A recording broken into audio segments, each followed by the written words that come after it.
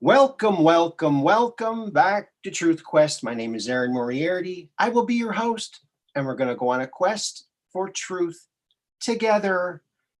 And today, friends, it's a live call-in show. If you want to call in, maybe you had some experiences, maybe you have an opinion about disclosure, about things that are happening. There's a piece of space junk flying overhead from China, a Chinese rocket ready to crash down, 21 tons of metal.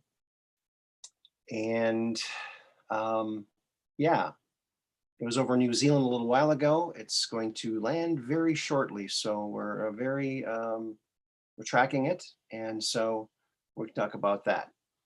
I am going to put the Zoom link into the chat as soon as that becomes available. We're having a little bit of delay getting connected to YouTube for some reason.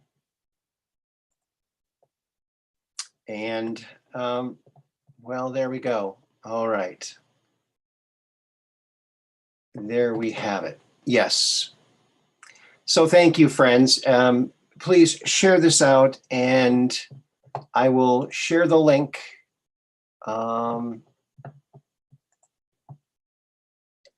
in the, I'm getting all kinds of little notices here.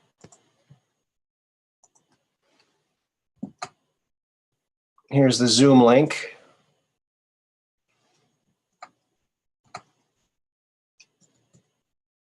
Hello?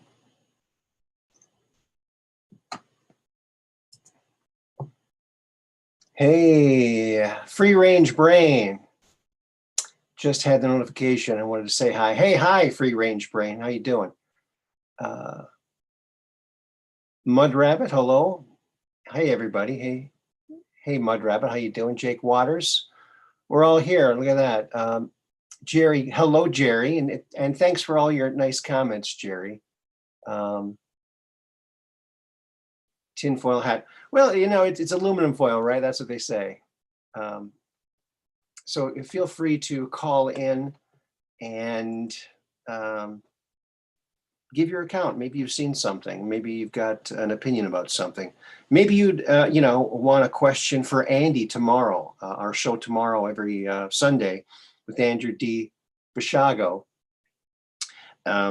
answering your questions about his escapades in all kinds of secret programs, Mars Jump Room, visiting the surface of Mars with Barack Obama, which is pretty bizarre. Meeting Jim Morrison when he was younger, running into Garth Brooks. This is something he just revealed. That he met a young 9 or 9.5-year-old fellow teleporter, time traveler, in 2010. They traveled from 1971 or 72 to 2010, and they were in LA, and Andy was talking to this other kid who was in the program, and he asked him what his name was. He said Garth, and Andy had never heard of that name as a first name, so he said, what kind of name is that, thinking it was his last name. And he said, well, it's a name. And so he told him that he grew up in Tulsa, that he was born in February of 61 or 62, which are all things that line up with Garth Brooks. So there's a strong possibility that Garth Brooks was indeed the youngest of the 140 school-age children in Project Pegasus of the 1970s. Just amazing and fantastic. Let me just check here on that out of control rocket, that 5B rocket, Long March 5D. Debris. Okay, looks like it's 3 minutes. It's going to hit in 3 minutes, and it's coming over, looks like a little bit north of Guatemala. but it's coming down in 3 minutes. Wow. I wonder if there's any way I can share that screen with you.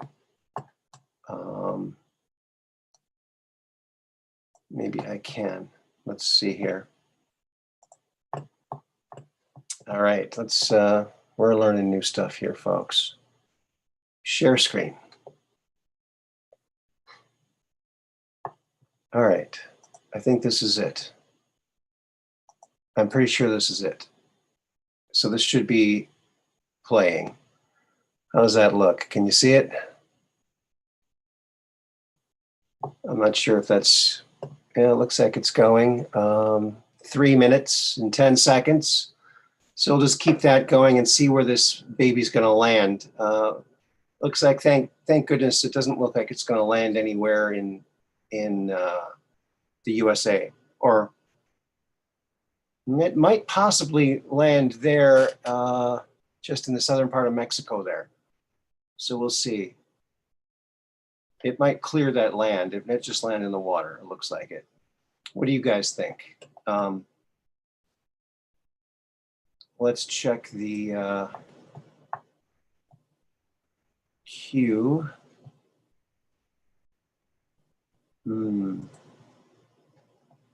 Let's see.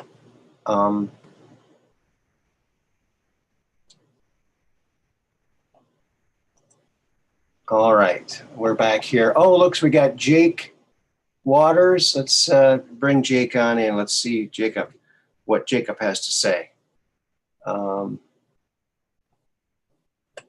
There he is.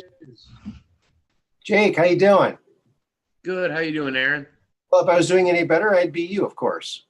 I still don't know about that. Yeah, it's always true. So what do you think about this rocket coming down?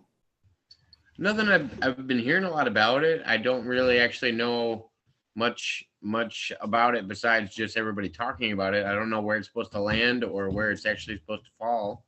Right. Yeah, I just put up a little, I don't know if you could see it or not. They're tracking it. You can watch it on different YouTube channels. It's about it looks like it's 3 minutes from landing or crashing. And it's coming up to the southern part of Mexico at an angle. So I think it's going to miss the USA. And it looks like it might miss all land, which would be good if it lands in the water. Although, you got the fish and the sea rays and the poor sharks and whatnot that are going to get, slammed, whales. But it's 21 tons, I believe, but it'll burn up somewhat. But it's the largest thing to fall to Earth in a very long time, if not ever, if I'm remembering that correctly. So Are they worried about the impact and it causing any kind of like wave impact or anything like that? well, I don't know if they. Let me see. I'll go back and take a look at that again.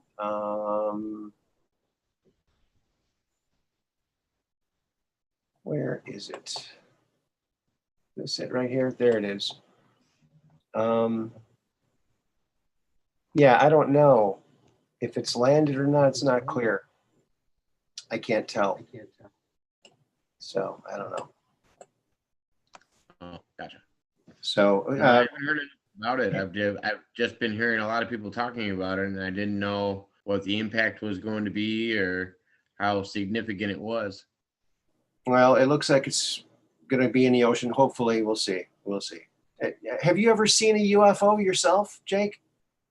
Um, well, I've thought I've seen them actually before, and I mean I know you're from the Midwest. I thought I saw one going down 88 at one point, which was like a really weird thing on my way to work, and it was along the sunrise, and I had a passenger with me that was riding to work with me that day, and I showed it to him, and he was like, "This doesn't look anything like a plane. Like we go by O'Hare and we go by Midwest, and neither one of them looked like a plane coming off of either one of those airports." And I just thought it was very interesting. But I couldn't, I guess, identify if it was like a flying saucer or anything like that. I mean, I guess in the idea it was unidentified, but I'm not really sure what it was. Wow. You're just not sure what it was. Exactly. Okay. Um, yeah, it is bizarre when you see something and there's no real rational explanation for it. I've seen a couple myself, and that's what got me on this crazy, crazy, crazy thing. Otherwise, I never would, you know. Uh, I don't know if you know, but I had a cable access show. That's how I started off here in Sturgeon Bay, called the UFO Show, and it was a live call-in show. People would call in, and it's just a small town, 9,000 people here, Sturgeon Bay, Wisconsin, and we had people calling in. They wouldn't come on the show. They didn't want to reveal their identity, but they would call in.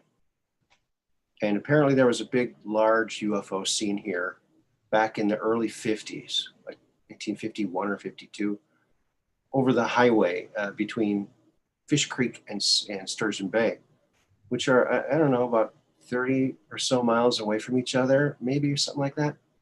But it was seen simultaneously by people in both cities. They were on the phone talking. They could both see it at the same time. And like a sheriff's cruiser drove underneath it, and it was like very large. So it was very large, seen, multiple miles away by two different people. But that show got taken off the air, and I was barred from publishing any more videos. Wow. By the chief of police, basically, by the cable access channel, and the chief of police told me unless I quit my show, he would throw me in jail, throw away the key, and no one would ever know where I was. And he was screaming this at me over the phone. So it was very frightening to have the chief of police threatening to throw you in jail forever and throw away the key. And in a small town like this, they could do that, and no one would ever know. And I lived only a block and a half from the cop station, so it was a little bit. So they knew you. Yeah, needless to say, I had to keep a large quantity of donuts on hand at all times, But yeah, it was frightening. I mean, I couldn't sleep for like a week. I had some family members in Racine, Wisconsin, that also reported a UFO sighting. I think it was about 10 years back. Really? Yeah. Wow. I almost went for a job out there years ago. Western Publishing used to be out there. Great company. They're not there anymore. Golden Books, toys and books and things that they did. Racine, nice little city. So when was it that you shot? I don't know if it was a movie or was it was it a short series where you where I saw a couple clips on your site about you playing you're a strapping young man in that sci-fi series. Yeah. And what that was and when it took place. So that was way back before the turn of the century. It was like in the early 90s, like 92, I believe. And so when I found out that there was such a thing as cable access, I wanted to get involved in it. So I did. And we wanted to do this show. The first idea we had was for a MTV-like show, because we were in near Minneapolis in a little town called Mound, which was the birthplace of Tonka Toys, because it's by Lake Minnetonka, Tonka Toys, Lake Minnetonka. And so there was a lot of music coming out of Minneapolis. And so we went to the record companies and we got videos from all the groups that were made rock videos, in hopes of getting it on VH1 or MTV or whatnot. And we did a show called XTV, Extreme Television, Minnesota's only music video showcase. And we had all, Minnesota bands. We had Soul Asylum. We had Run Westy Run, Zuzu's Pedals, lots of really cool groups on there. But it was fun. And we thought, well, we want to make it seem like a real show, so we'll make commercials too. So I did a bunch of commercials, fake commercials. And then we said, well, let's make a show like kind of like Star Trek or Star Wars. Let's make a show called Space Cadets. And so, so that's where that came from. Now we shot a lot of footage for that. And the way it was edited together, you know, I had already moved out of town and it was out of my hands. So I wasn't involved in the editing of it. I would have edited it a completely different way, but I was out of the scene when that was happening. But yeah, that was a lot of fun. Space Cadets. There are no sissies in space. That was their original theme. But yeah, what we did though, back in the 90s, you know, before the internet was ever a really big thing, there was nothing really out.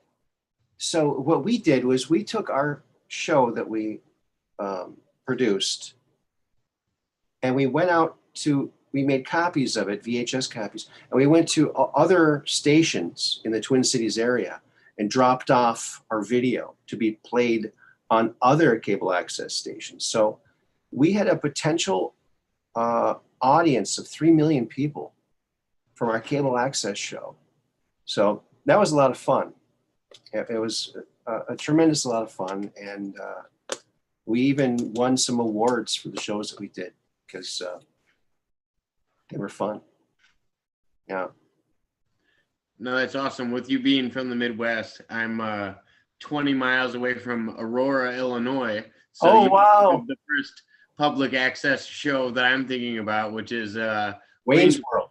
Took off. Exactly. Took off, and everybody was talking about their public access show, and that's exactly what it reminded me of. Just their version of the rock show that they wanted to take off with. Exactly. You know, and that's the show. That's the movie that that woke me up. Whoa, cable access exists, and that's what shook me up. And I went, whoa, because that movie really was the movie I would have made. Is Wayne's World. That's a great movie. I mean, I had a pacer. I definitely would have had a pacer in that movie if I made a movie like that. I think it was a great movie. But yeah, it opened up my eyes to cable access, and so I got involved. And yeah, in fact, I've noticed lately you've been doing a lot of kind of political posts on Facebook. Oh yeah. It seemed like it. A little more political than usual. Maybe it's just me. I don't know if I've noticed more of them lately, but I do really appreciate and like some of the views. Oh, thank you. Yeah. Well, you know, it's strange seeing things happen the way they're happening in this country. Things are happening I never thought would happen. But yeah. I do like what's happening, though, in school boards across the country where citizens are taking over and, you know, bringing back some sanity to, you know, local governance. Grassroots foundations. I like it. Yeah. And, you know, of course, I've done my part, too, as you might know. If you've seen my channel, you've probably seen, you know, I'm an inventor, mostly toys and games, but I also invented the Invisimask. And so that's always something. And you know what? I found another one of my little commercials that I made, one of my, from my show Commercial Break on cable access from 1990, between 90 and 92. And I think I'm going to play that for you and I see if I can get that to work.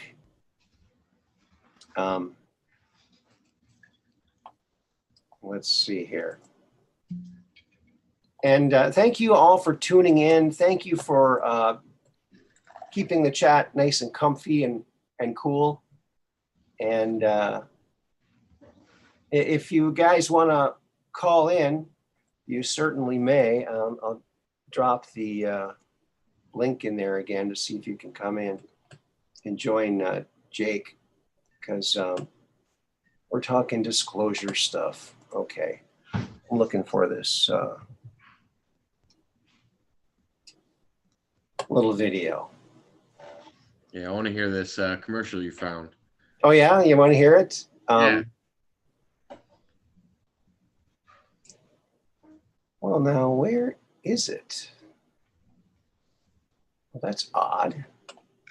I was also thinking about, man, I wish I would have gotten a chance to touch with Andrew Bashago on Bigfoot's last weekend. He had a lot of people calling in. It was great to hear everybody else's questions. I didn't want to jump in. I wanted everybody else to get a chance. I wanted to make sure. Well, you'll have a chance tomorrow too, you know. Oh yeah, of course. That's why I say I'd rather hear other people get their chances in. I get a chance almost every week, so I don't want to take anybody else's chance that hasn't got one before. Well, that's nice of you. Well, you've become kind of a regular, haven't you? I try to be. I mean, I want to make sure you guys' viewership goes up. I mean, it's awesome what you guys are doing, and it's great to hear Andy, as much of Andy's story as we can hear. I don't know if this is just a picture or if it's the actual video. Let me see. No, I can't find the video. But you know what I can do? I can play one of the ones that's, I don't know why, it's just hiding from me right now. It's like, you know, I'm not sure where it is. It kind of went away for me here.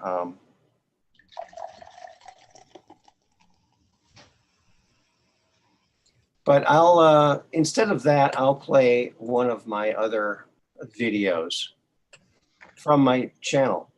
If you scroll way back on my channel, you'll find my old videos and some good ones.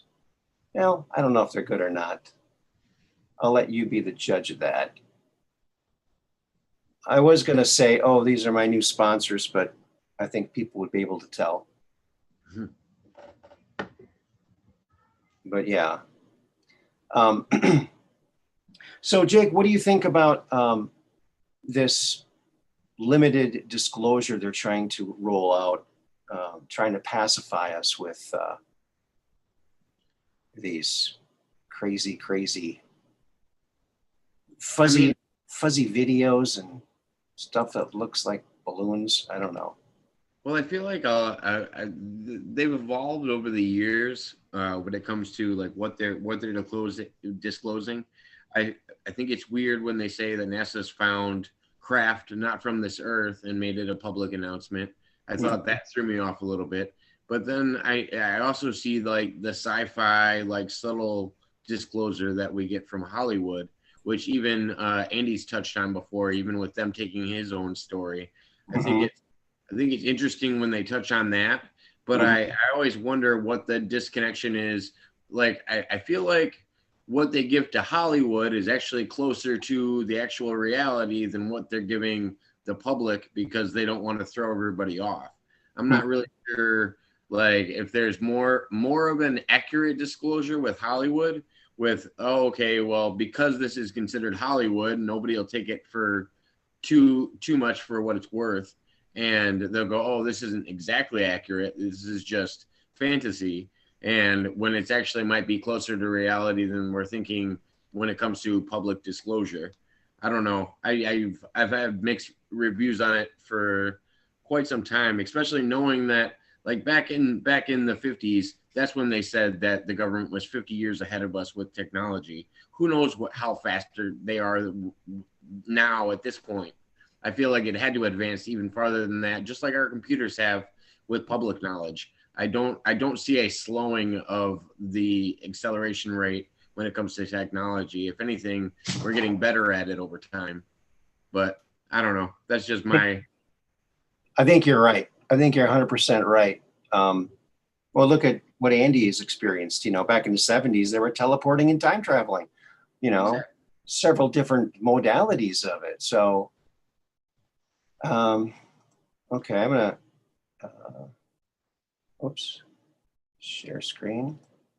I'm gonna do the share screen thing again here and try to play that Oh, here is that video that I was looking for originally. Well, good. It's called Splint. Splint's Friends and Foes program. If you remember Sprint's Friends and Family, this is Sprint's Friends and Foes program. Splint, not Sprint. So you ready? Here, can you see it? I mean, are you seeing it? I can't tell. Here we go. I'll just play it. Yeah, it's definitely coming up.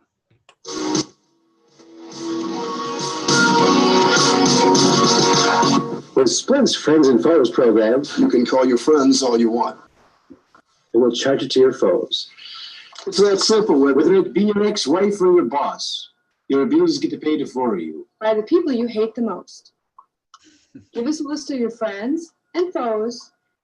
And we'll take care of the rest. Splint, where you get revenge and savings at the same time.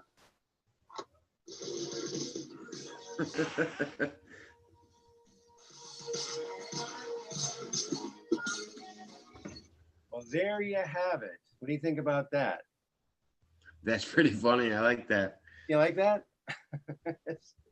There's a funny story to that one there. At the time I was doing that, I was working at this invention firm, this toy and game invention firm and design firm. And so I would do that all day, invent toys. And then I'd go, before I went home, I'd stop at the cable access station to create like a couple of videos. You know, I would write them during the afternoon and during my break, and I'd go in there and I'd make these commercials, you know, these fake commercials. And so I was there making this one, the Splint one. And all of a sudden my wife shows up. This is back when I was married. She was the one in the pink shirt. And I said, "Oh, hi, what are you doing here?" She goes, "I was checking up on you, seeing if you were really here." Of course I'm really there. Where else would I be? So I said, "Well, you want to be in the thing?" "Sure." So I put her in the video. So that's how that happened. That's how she got in the video. But yeah, no, I wouldn't lie about where I was, but she found out, and then she ended up getting in the video. That's awesome. Now, during that time, there was a popular program with Sprint, Friends and Family program. Give us a list of your friends and your family. We'll take care of the rest, you know, because they get discounts if they're all using Sprint. Remember that? I don't know if you remember that or not. That was the early 90s. But so I thought Friends and Foes program would be more like it, you know. But so, yeah, very funny. But yeah, the Space Cadets, that was really interesting. Actually, Space Cadets was going to be the precursor to another show, which was a movie, actually, that Ridley Scott almost did. He was considering it back in the early 90s. So, yeah, it came real close.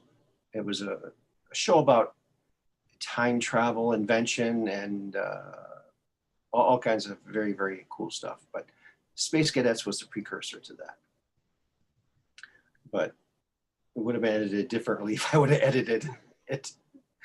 But it was edited by my friend who was Colonel Carnage in the show, if you watch it. That's Ray Kramer. Rest in peace. He just passed away 2 years ago. And so he was the one that edited it. And it's really weird because that was like 1992. And in the show, he says, "The year's 2021. You know, it starts off in 2021. And yet we made that back in 1991 or 92. So that's pretty interesting that would be what it was. And I would actually post that in 2021. It's very, very, very strange. Let's check the chat here and see what's going on.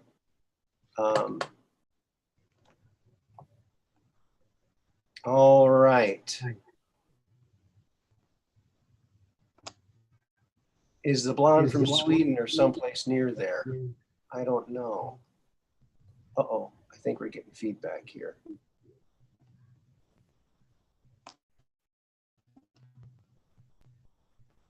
All right. Thank you for keeping it comfy in the chat, folks. Yes. Yes. And feel free to call in if you want. Give Jake a little break here.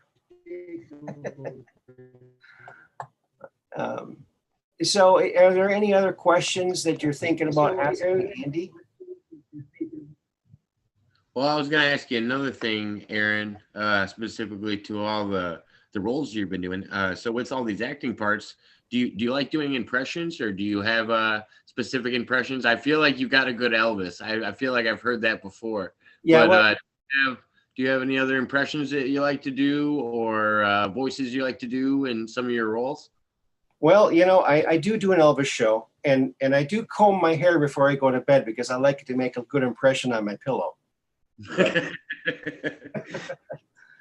That's my impression joke. Do I do impressions? Well, you know, Elvis. And people think that I wear my hair like this because I do Elvis shows. Well, you know, obviously when I do my Elvis shows, I wear my hair kind of like this. But when I was a little kid, very little, I had two brothers, one older, one younger, and you know, after we take a bath, we put our pajamas on, we'd come out to the living room, and my dad would comb our hair. He'd comb our hair like he combs his hair, which is the way I comb my hair now. I kept on a pompadour. And we'd rush into the bathroom and look at our hair. Wow, it looks like Dad's. It was a big thrill. So going through high school in the 70s, it was kind of rough hairstyle wise. You know, every morning I'd take a shower before school. I'd comb my hair like this. I'd think, yeah, I'm going to go like this. And I'd always chicken out, and I'd, you know, parted it in the middle, feathered, or parted on the side, and, you know, like everybody else. But the day after I graduated, I thought, you know what? I'm not going to wear my hair any other way than the way I want to wear it. So that's why I wear my hair like this from that day forward. So that's why I wear my hair like that. Plus, it doesn't look very good any other way. And for anybody who isn't still in a lockdown, I highly suggest getting a Flowbee, because that's what's kept my coif nice and coiffed, is the beautiful Flowbee. The suck and cut. The suck and cut. Exactly. Going right back to what. Yeah, back to Wayne's World. So I guess you're right, Jake. My whole life revolves around Wayne's. It's like a repeat of Wayne's World. You know what I really admired about that show? And I think it's lost. I don't think people realize this, but in all of their party on Garth, party on Wayne, party, all this, they really weren't partying. I mean, that one guy was kind of trashed when they picked him up, but I didn't see them do any drugs. They didn't drink. I mean, it was really kind of a wholesome movie, you know? He couldn't have drank or done drugs that much. I mean, look at the small bag he gave him to puke in. It was just a small little cup. Yeah. It was the perfect little size, just to spit up in. If you're gonna spew in this. It was hilarious. Great. There's so many good parts about that, you know, and the licorice dispenser and the roof of the car. I mean, you know, I'm surprised that's not an option yet. I mean, I don't know how the shoestring licorice is not a thing in every car at this point. Yeah, well, licorice. Boy, I tell you. But no, I asked about the impressions because I really like to do impressions. That's one of my favorite things to do. I've always liked the movie theater guys that do them, and I like to do a lot of cartoons and stuff like that. And I always thought it was fun since I was younger, and I didn't know if you did stuff like that too. And when you got into the movies, I love doing that. I think it's a lot of fun. Well, let's hear one of your impressions. Oh, I have a lot of videos actually on my channel. Oh, you do? What's your channel? Ones like what's your channel? SpongeBob, and it's JAKWRS, but I got kind of locked out of it. So it's just kind of sitting on there by itself. It's got quite a few views, but it's just J as in John. It's JAKWRS. It's just an abbreviation of my name. Okay. But JAKWRS. But yeah, I have a few impression videos. I like to do like Zoidberg and just a lot of the popular cartoons, whether it's Family Guy or whatever happens to be popular at the moment, or classics. Okay, do a Family Guy. Which character can you do from that? That's a good one. Let's see. Peter, Peter. They're everywhere. They're even in my raccoon wounds. Please don't spit on my eggs. Please don't spit on my eggs. There's a few characters on there I can do. I don't know. I like to do SpongeBob characters. I like to do Goofy, Mickey. I can do some voice impressions. Bobby Hill from Family Guy, or not Family Guy, from King of the Hill. Okay. There's a couple of random ones I can do. Boomhauer from King of the Hill, but Yeah. I don't know. I just like to dabble around. That's cool. Well, I'll have to check out your channel now that I know what it is. And now you got why did you get locked out? Do you know why? I mean, do we ever know? I ended up getting a new Google account on my account, and I just never was able to retrieve my old password for it. So The old password thing. That password problem. I mean, it's something, isn't it? Wow. Yeah. You never forget your old question. I don't remember if it's like the first town you lived in or your first pet's name, and you can never really get back to it. Yeah. Yeah. That's always a challenge, you know. Yeah, now the computer will remember it for you, but that makes it even worse because then you never see it, you know. Oh, true. Yeah. You're relying on the confuser to remember it for you, and it doesn't always do it. And then you refresh your cookies or something else to kind of clear some of your memory on your computer, and it deletes all your passwords as well that were saved. Oh boy. Oh, I hope that doesn't happen to me.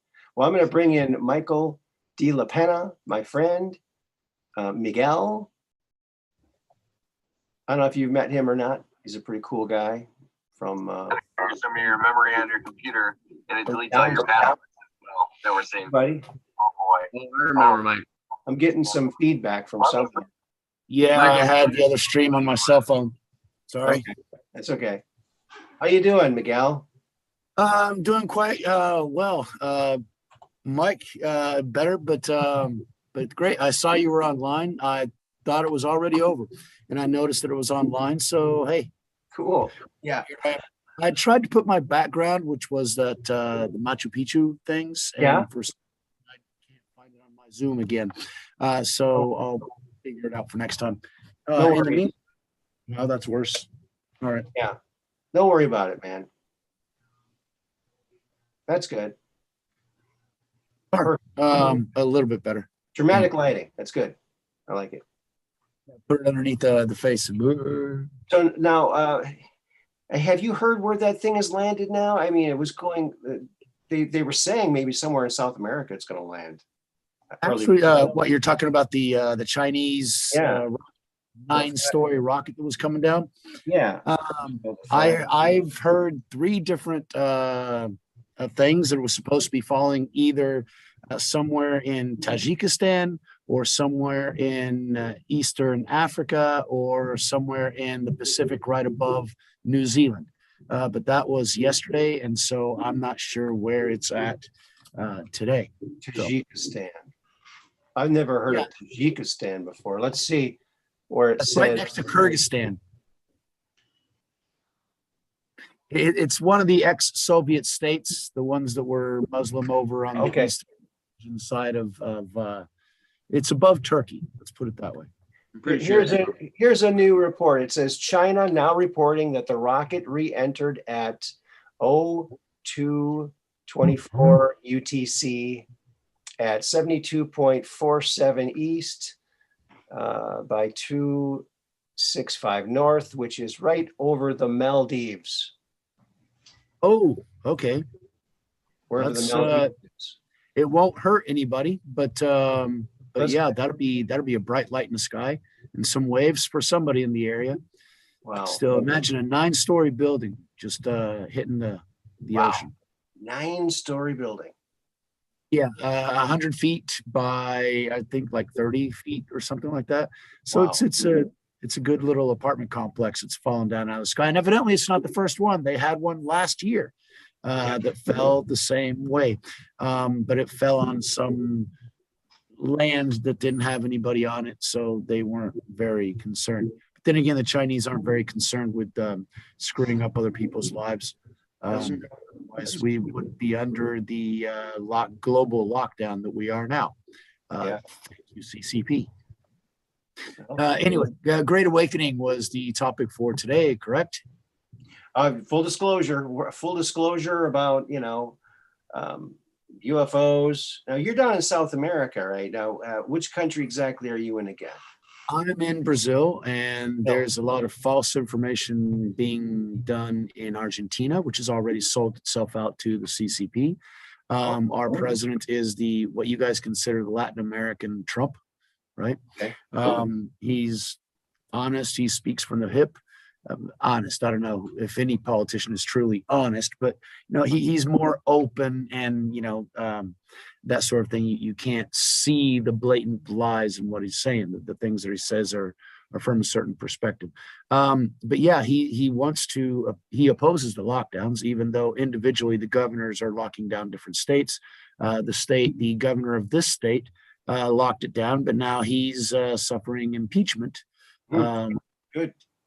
Because we're just basically sick of it. And people really, they pay attention. The stores do. I can't go to a supermarket without putting my mask on. I can't go get cigarettes at the gas station without putting a mask on. Now, wait a minute. Did you tell him you have the Invisimask on? Because that's your ace in the hole.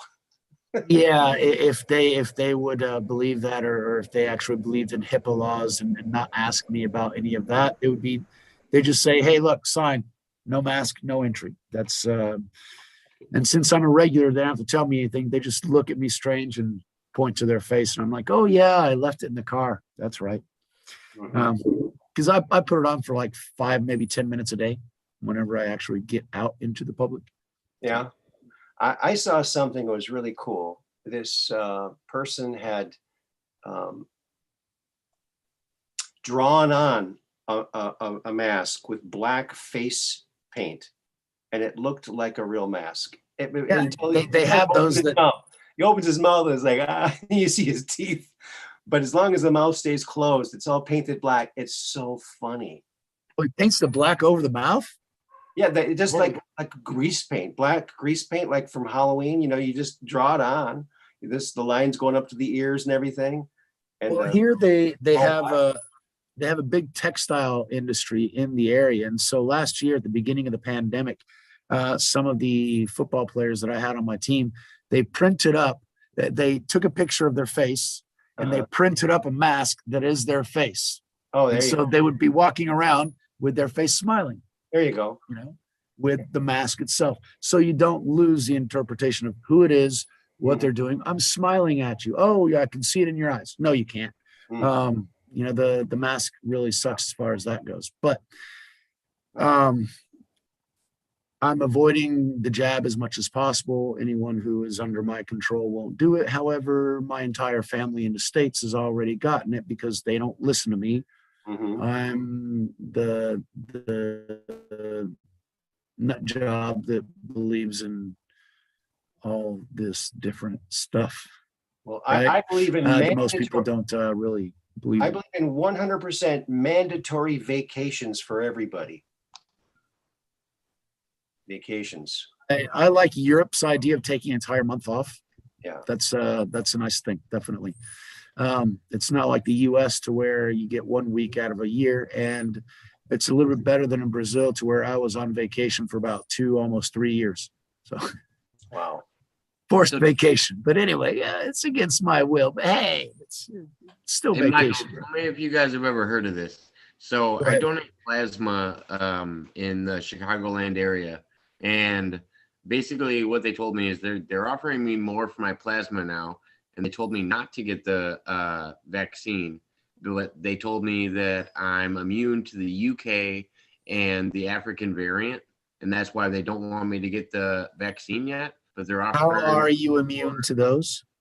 I don't understand how it works, but they told me they don't want me to get any vaccines yet but while I'm donating my plasma has benefits to it that they're using on others at the plasma donation center in my town. Wow. That's That's interesting. something they have to be very careful about because they cannot be taking blood donations from people who recently had their DNA altered. Because that's like taking a blood sample from an HIV patient or taking a blood sample from somebody else with some kind of an illness. You don't know what the effects are going to be, so they can't take blood from people like that. So with that being said, is it changing my DNA? The vaccine will. That's the entire reason for it. The RNA. Well, the RNA. All right. Well, hey, I wouldn't. Yeah, we can't get onto that topic. No, that's too dangerous. Talk about vacations. Let's talk about Exactly. It was. Gotcha. Vacations are a safer topic, definitely. Now, I got something here, folks, that I want to just do a little screen share here for a moment. It's all opinion. We do not have any licenses. We are not doctors. We cannot offer anyone medical opinions whatsoever. This is just That's right. spitballing. Oh yes. Yes. Very much an opinion course. Yes. Opinions based on fact. But anyway. I don't know if you guys know this, but in my spare time, sometimes I create memes. So this is one of the memes I created a long time ago. It's still Hey, wait, that meme was lacking a word in the bottom, neurons.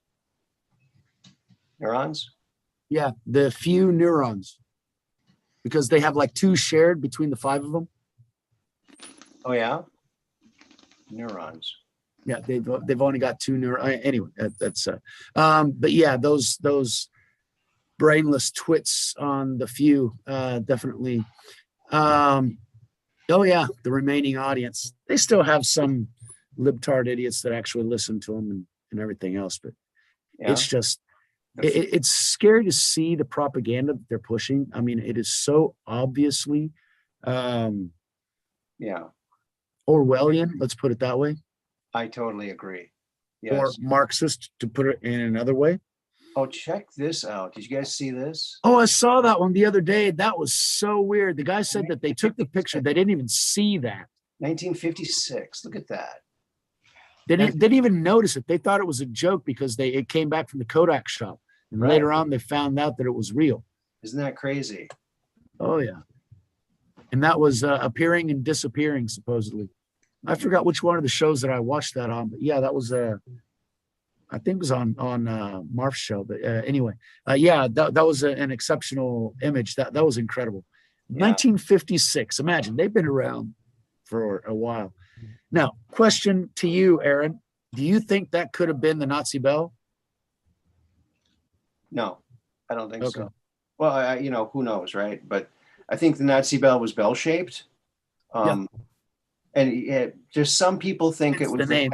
the Kecksburg incident might have been the Nazi bell, or might have been the kind of craft the Nazi bell was patterned after, because it had hieroglyphs on the side. And Oh, okay. the hieroglyphs on the side Or were similar. also at Bentwater. They had hieroglyphs on the side. Also, if you look at the California drones, do you guys remember the California drones?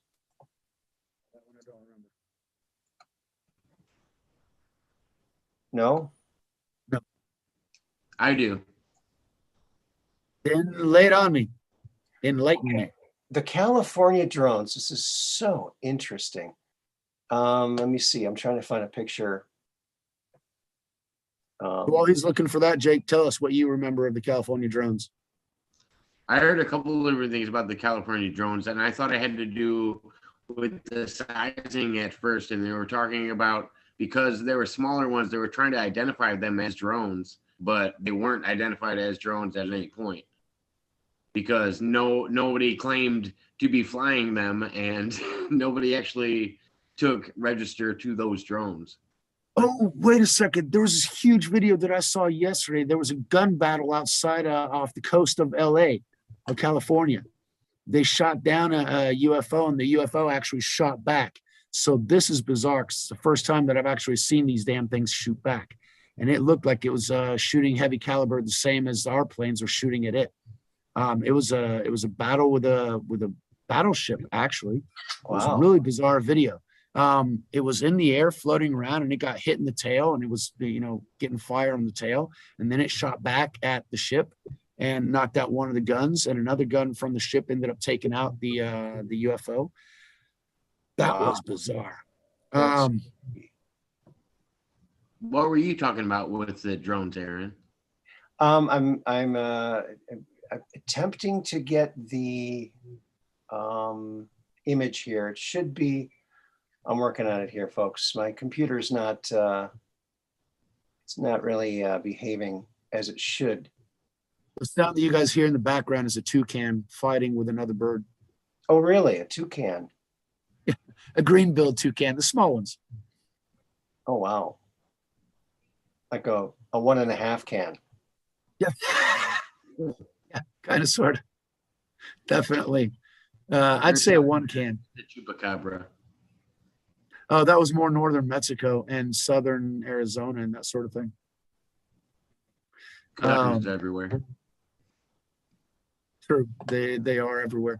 As far as the hieroglyphs, Aaron, on all those vehicles, why do you suppose they put the hieroglyphs on all those vehicles?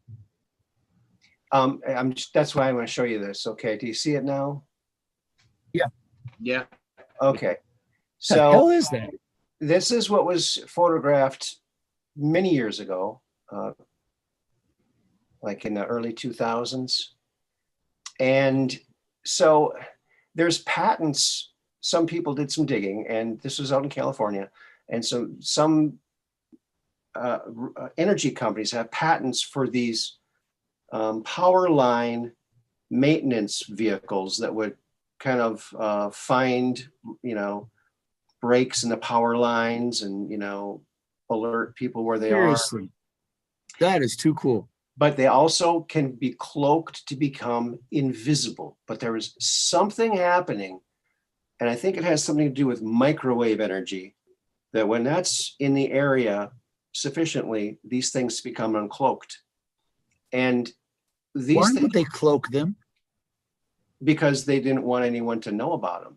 Now, when a few of these photographs came out, and there's a number of photographs of these things, they're very crisp, very clear. And if you can look real closely, there's like hieroglyphs on I don't know if you can see it or not on that, but How then would they cloak it? then this guy came out, and he called himself Isaac. And let me see if I can get that up here. And he dumped all this information. And, I have one of the things here. Let me see if I can grab it really quick. There it is. It's behind the green screen. This is pretty cool. He released all of the information that he was working in Palo Alto, California, and he was like an engineer or a physicist, and there were all these engineers and physicists and scientists, and they were working on this project in Palo Alto, California, and they said you were working on extraterrestrial technology. And his part, Isn't that where the S3, S5 was? this is Palo Alto Carrot Laboratory. And CARET stands for Commercial Application for Extraterrestrial Technology. And the language that's printed on these pieces, because they had this engine, when that engine turned on, there's these half circle pieces with this printing on it. when it's activated, they just go up into place where they're supposed to be. They're held in not by bolts or nuts, they're held in by magnetic locking somehow. And so they were working on this, and it appears that when some of this stuff is printed or it's embedded into certain types of metal, it acts kind of like a software that can be activated just by the printing on it. It's like, he said it was like magic, you know? It might actually be. Yeah. And see, that's one of the problems with that. That's one of the things that I was going to ask you, if you knew why they put the hieroglyphs on all those different vehicles and everything else. It makes them do things. And so that's why they have that on there. Isn't that interesting?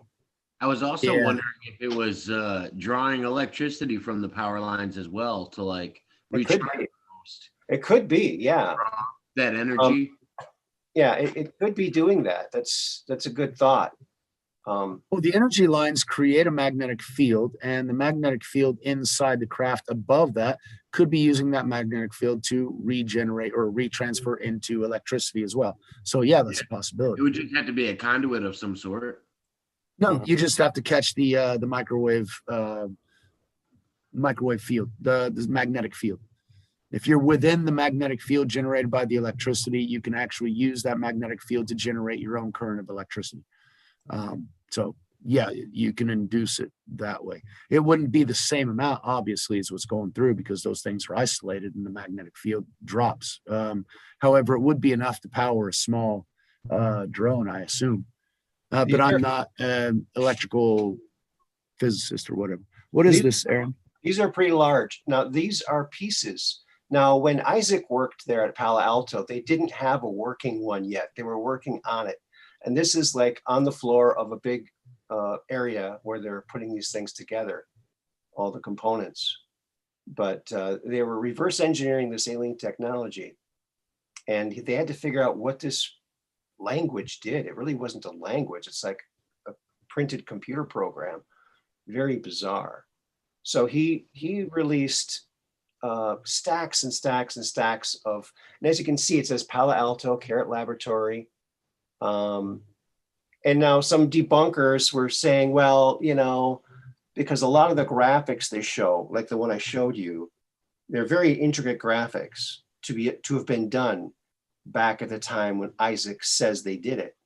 Yeah, you can't Photoshop back in 1987. It just didn't really happen very well.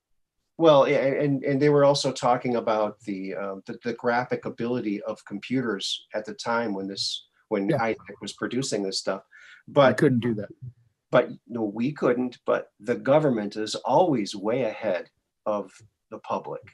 So just because the public computer systems weren't to that level doesn't mean that Palo Alto, California, with the defense contracting budget to find, you know, commercial application for you know, alien technologies. I don't know. The story just seems very credible. He gave a lot of evidence, and he risked a lot to there were armed people. He had to take stuff out of there under his shirt, big stacks of papers. So I don't know. I tend to believe that story. It's one of the more interesting stories. Think about as far as the ability for computers and all that kind of stuff. NASA has been airbrushing out their photos since the 60s. So we know they're capable of doing some stuff. But still, even then, their abilities were rudimentary compared to what we are today. Yes. Well, and Aaron, talking about those rings that you were just showing on the last picture, we were talking about that on the last Truth Quest when you came on, just kind of randomly. It was a great show. We were talking about how a lot of the science fiction depictions are of these spheres or circles going in opposing directions and creating some kind of, like, I don't know, energy field, pulling them away from what we currently have. And I touched on that. I don't know if anybody else did, but I was talking about that, and that's exactly what it reminded me of, is all those different size spheres, circles going in opposing directions. I could only assume they go in opposing directions and not in the same direction for some reason, but I don't know why, but it seems like all science fiction touches on that, whether it's like H.G. Wells or whether it's a more popular one than that, but it seems like they always have this like force field that's generated. Yeah. Yes. Did I? That is quite interesting. Am I still sharing the screen? I can't tell. No, the screen is no. gone. It's just the three of us. Okay, just the three of us. Okay. Yeah, that California drones thing. I mean, these things are just very, very beautiful. I don't know if you can see the very intricate. But hold on a second. You said that drone was from the 1980s, right? Well, I think the 90s. I think here's better lighting of this, where you can kind of see the intricate. Well, maybe you can't. It almost looked like Japanese or something, but it's not. It's something a lot older. It's not a language. That's what they described. Alien writing, actually. They called it. No, it's not writing. It's like a program, and it does something. Like all these things, all these different designs printed on different types of metal, when subjected to a certain type of electromagnetic field, will do something. And it's incredible. It's absolutely incredible. If it's true. I think he did produce enough, evidence, and he never made any money off it. It wasn't something he was making any money on. He just he's seen these pictures, and people were wondering, and he knew what it was. So he thought that, it'd been enough time had passed. It was in the 80s when he was doing this. Let me see if there's a date on this. No, it doesn't say a date. I'm sure it's somewhere on Google or DuckDuckGo we can find that out. But yeah, it's one of the cases that has always fascinated me. And there's a really cool video that was someone made. They took all these designs and the craft, and they used high-powered computers to make this really cool visual video. And it has Linda Moulton Howe's voice in the background describing it. So it's very interesting. Yeah, Linda Moulton Howe is an old guard. Yeah, I would play it, but she would probably strike my video, and like she did to somebody else. But I'm not going to say anything like that. Yeah, unity in the community. Unity in the community. She's never done that. No, she's not like that. Everyone. You know what? Everyone has a purpose, even if someone is compromised, we're just guessing when we say this, but even if they are allegedly, they're still waking some people up. I mean, if you look at Alex Jones, well, or even a TV show like Ancient Aliens. Okay. That's been on TV. It's been the most popular TV show for 20 years? Like that. Okay. I think the public is pretty much ready for full disclosure. We've had 20 years of that. It's everybody, I say rip the Band-Aid off. Let's find out all the horrible things. Is that what I think it is under the American flag, Jake? That's the InfoWars. That's what I was going to say. You were trying to push it out there. I saw that. Got to have the Space Force shirt. Otherwise, you're not doing it right. There you go. I have it, definitely. That's cool.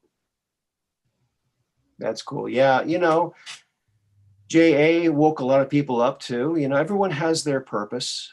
Everyone's. I just think people reveal their purpose pretty clearly when they don't want you actually helping them release their truth. Like if there's any reason that they're like, oh, anybody else telling the story besides myself, even if they're doing a benefit to me, is wrong, and I need to silence them. There's something wrong with that. You're not trying to get truth out. There's some kind of. Right. I mean, I'm not going to list any names, but there's a lot of people that fall under that category. Well, like me, I'm here on Aaron's just to shut his channel down because I want to push my channel up. I'm here to make his channel look bad so that mine looks a lot better, and they can go over to Peña Perspective on rumble.com. Well, they should go over to your channel. Why are you dropping it like that? Yeah. Mention it again, because we want people. We want people to see. It's PNA _ perspective. Okay. Bring you perspective. Yeah, Yeah. he does great. He does great work, folks. And I've only got a few episodes. I'm building up my library yet. I'm trying to make a pivot towards a more spiritual aspect of it. Till now, it's been science trying to explain all the eccentricities and weirdness of science, separating between matter and the wave functions and everything else, which would be a scientific way of describing the spiritual world. So we got the multiple dimensionalities coming out of science, going through chemistry and biology and how it actually affects. And I will eventually get into the effects of consciousness on biology, which Dr. Bruce Lipton is one of my favorite sources for that. But eventually what I want to do is talk about, look, how you perceive the world affects how you interact with it. So if we can change our perspective, if we can change our attitude, we can improve and improve our lives, improve our aspects, and improve our interactions with other people. Now for that, I'd have to prove that I've actually made other people's lives better. But, hey, it's a work in progress, right? Well, I think we all learned from the Addams family. You can live your own lifestyle, and it can be normal to you, right? I love the Addams family. I don't agree with a damn thing that they did, but I love their freedom. Yeah. I mean, talk about living your own world. I mean, they really had it. Ripping the roses off so you can enjoy the dying stems. Yeah, that's just. Well, the stems never won't wilt like the blossoms will. Yeah, it's a crazy show. I love that show. A lot better than the Munsters. The Munsters wasn't that great. The Addams family really. I used to run home from school so I could watch the Addams family. Definitely. I know. Yeah. The so cool. Anyway, that's probably copyrighted music anyway. I can't even hum it. That's back when shows were really, really good. I mean, they didn't even have to be in color, and they were still good. Talk about a show that's not in color. Leave It to Beaver. I mean, holy crap, we could actually use a little Leave It to Beaver in life nowadays. I love Leave It to Beaver. There's a great episode, and I think I might have mentioned this on another show, but bears repeating. There's this episode where June's yelling up to the kids, Beaver and Wally, you got to take your bath tonight. Your bath's tonight. Okay. So they go in the bathroom and they're talking and they're filling the tub. And the tub's getting full and they're dipping their hands in the tub and they're wetting the towels. So it looks like they took a bath. And then Wally goes, hey, Wally, or hey, Beef, you still got any turtle dirt in your pocket? Yeah. Why? Throw some in the tub, it'll leave a ring. Oh, good idea. So he throws it in the tub. And they show June, she's downstairs. Oh, they're running the water. They go through the entire effort of running the bath, getting everything else, and they just don't want to get into it. Wetting the towels. They're going to stink after a while. They're going to find out eventually, But I thought that was very, very funny. But the effort to make that situation believable, and yet the only thing lacking is them getting into the water. That's it. Why not? However, every generation is the same. You tell your kids to take a bath, and they're like, "What? I took one day before yesterday." Yeah. Okay. It never changes, I guess. Every family's kind of the same. Yeah, I thought that was funny. And then the time they had that baby alligator. That one I don't remember. No? No. I got them all on DVD. I got all the episodes. So yeah, they got this, they sent away for this alligator. And it kind of grew, I am assuming, right? And they put it in the basement utility sink. And they had the cleaning lady come over that day, and she comes up screaming, there's an alligator or a monster down there. And they fired her. They thought she was drunk. Then they went down and found it. Oh my God, here it is. There is a monster in here. Yeah. So, they weren't always super innocent, but, they dealt with things in a realistic way and very entertaining. And there was always a moral story. And not necessarily realistic, because I didn't see very much realism in that, because people don't act like that. But it was very wholesome lessons. They were very deep lessons, to where, if people acted like that, life actually would be better. People would stink though, because they wouldn't be taking baths. Yeah, but at that Beaver's age, I was already drinking. So it's good to actually be a little bit that wholesome section of I love Leave It to Beaver. Naive to life. I used to play that, for my kids, the videos, and Gilligan's Island, and good, what else? We grew up with. Green Acres was a good one too. Green Acres is the place for me. Farm living is the place to be. And Zsa Zsa Gabor, always wanting to be in the big city, and that sort of thing. But Zsa Zsa always remind me of Trump's I think that was first Ava wife. Gabor, wasn't it? Was that Ava Gabor? I think that was Ava. Okay. It might have been, because Zsa Zsa was really the other sister, the prettier sister, but they're twins, I guess. I think. Yeah. But they always reminded me of Trump's first wife, Ivanka. Right. The same style, it's just okay. They love the big city and the high life and the luxury and all that kind of stuff. Do you ever see UFOs down there in Brazil? Any UFOs in Brazil? I mean, there are some, but not where I'm at. Because the stuff that I've heard about this year is in the northeast of the country. And so I haven't been privy to it. Now, I have heard from some alternative media sources, the channels that we enjoy watching. Those are the ones that I've seen the reports on the Brazilian UFOs and the blue lights in the sky and all that kind of stuff. But in the mainstream media down here, which I almost never watch, because I don't watch the news from any of them, because I know they're all lying sacks of whatever. Looks like Raquel Pink Va. Old shows, movies, music, and cars is where it's at. That's right. The absolute best. That's right. You know what I can show you maybe is, speaking of old things, my brother, my big brother, Mark, we used to make models when we were kids, model kits. And yeah, Kit, that was my favorite car. Oh, you mean from Knight Rider. Knight Rider? Oh, we did model kits before Knight Rider came out, I think. Oh, Let me see. No, there were no model kits before Knight Rider came out. Everything started with him.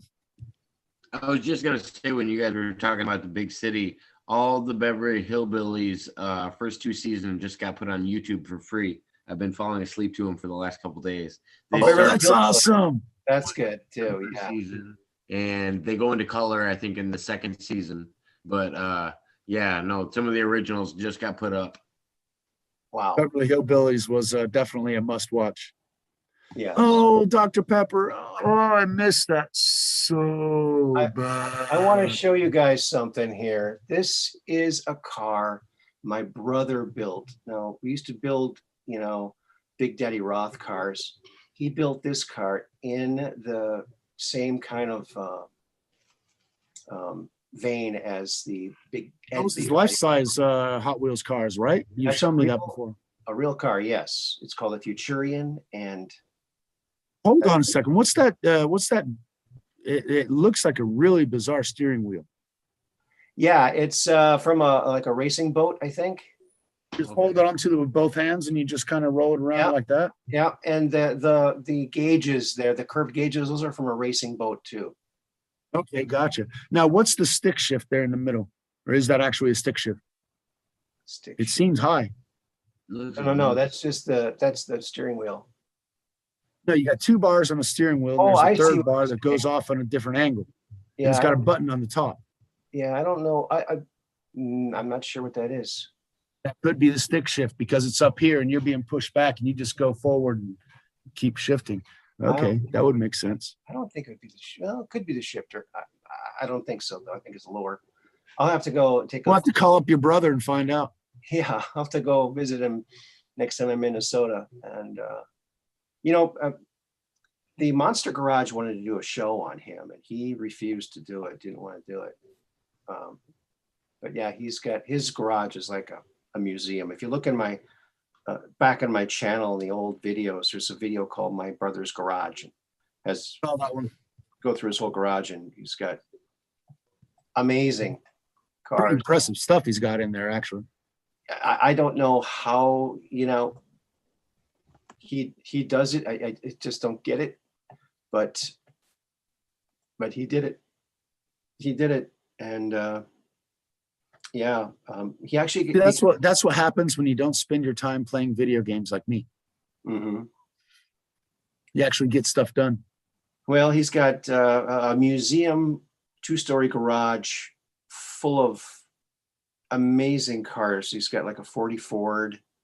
He's got a Corvette that he shaved the door handles off of, and he put an extra tail light in the back. I think a 62 or 61 Corvette. Beautiful car.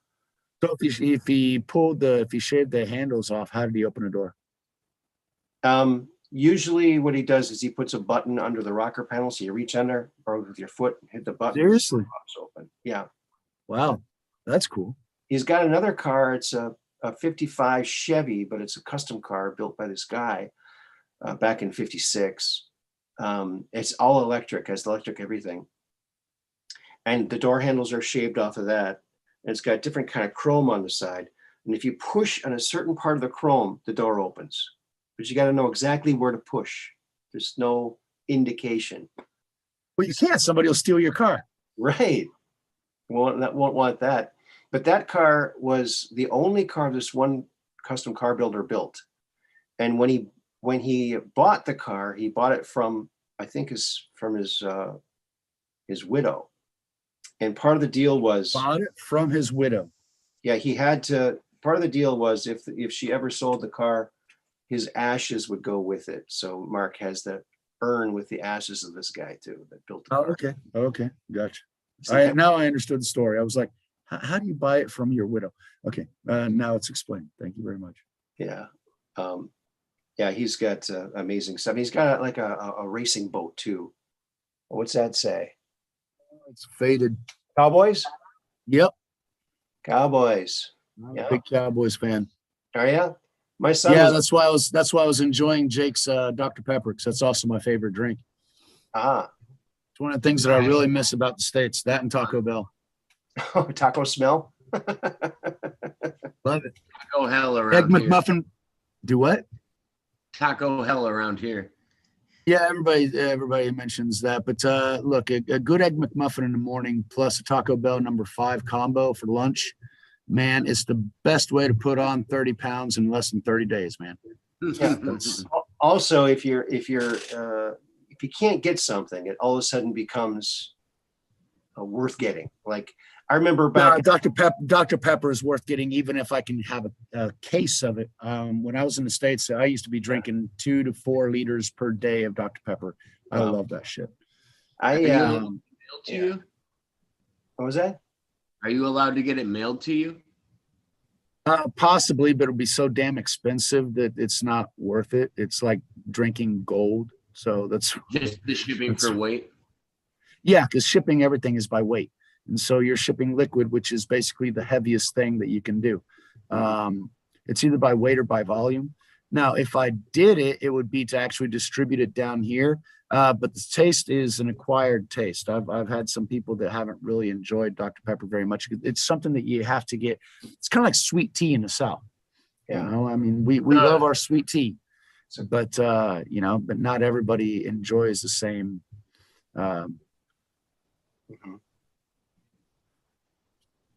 Party of flavors in your mouth, I guess. Yeah. The reason I ask is I actually have a really good comparison. There's a drink from Japan that I like to get. It's called Milkus, and it's the most bizarre combination of flavors you would think of. It's actually a mixture of like a lemon lime drink and yogurt. So it's like Sprite and yogurt, and it's a very popular drink in Japan. And I order it on Amazon, and it's actually not that bad price wise to get. And that's why I was curious if you ever got Dr. Pepper Yeah, ship. Brazil is extremely closed as far as international business. I mean, I graduated in international business. That's my focus. But this country is very protected, very closed. And so it makes everything much more expensive to do. The US is one of the most open countries, which is why China has taken advantage of it so much. So Amazon is also another reality there that I generally don't like to get into. Right. Just because I don't like Bezos. Yeah. That's just me. I don't like many people. I think everybody's an asshole because they're trying to impose their shit on me. And that's just something that I'm not too keen on. Well, like the way you like Taco Bell, but we don't because we're near it. It's kind of like in the old days, Coors beer was a big thing because you could only get it. Hell no, I never liked Coors. No, but there was a time when if you could get some Coors beer, like a trunk full of it, and cross a couple state lines, you could make a pretty penny because for some reason people, when you can't get something, all of a sudden. There's a beer that I drink down here, which is I get it because what I pay, it's like 50 cents a can, right? 12-ounce can of beer for 50 cents. And so I had a friend from, he used to live in Rio de Janeiro and he's living now in Joinville in the south of Brazil. He plays soccer with me. And so I invited him over and we were drinking that beer and he's like, oh, wow, this is a premium beer there in Rio. We pay like double what, would normally be, which is almost like $1 a beer. So, to him, because it's made around here. So it's local. So it's cheaper. Mm-hmm. But in Rio, it's a lot more expensive because they have to actually ship it in. Wow. I feel It's like for a pretty good beer. while, Foster's was really pushed in the US like it was an Australian beer, and nobody in Australia ever drank it. Right. Well, it's like Corona. Corona in Mexico, they considered it like piss beer, horse piss. I used to like Bohemia, which was what? I said Dos Equis or get out.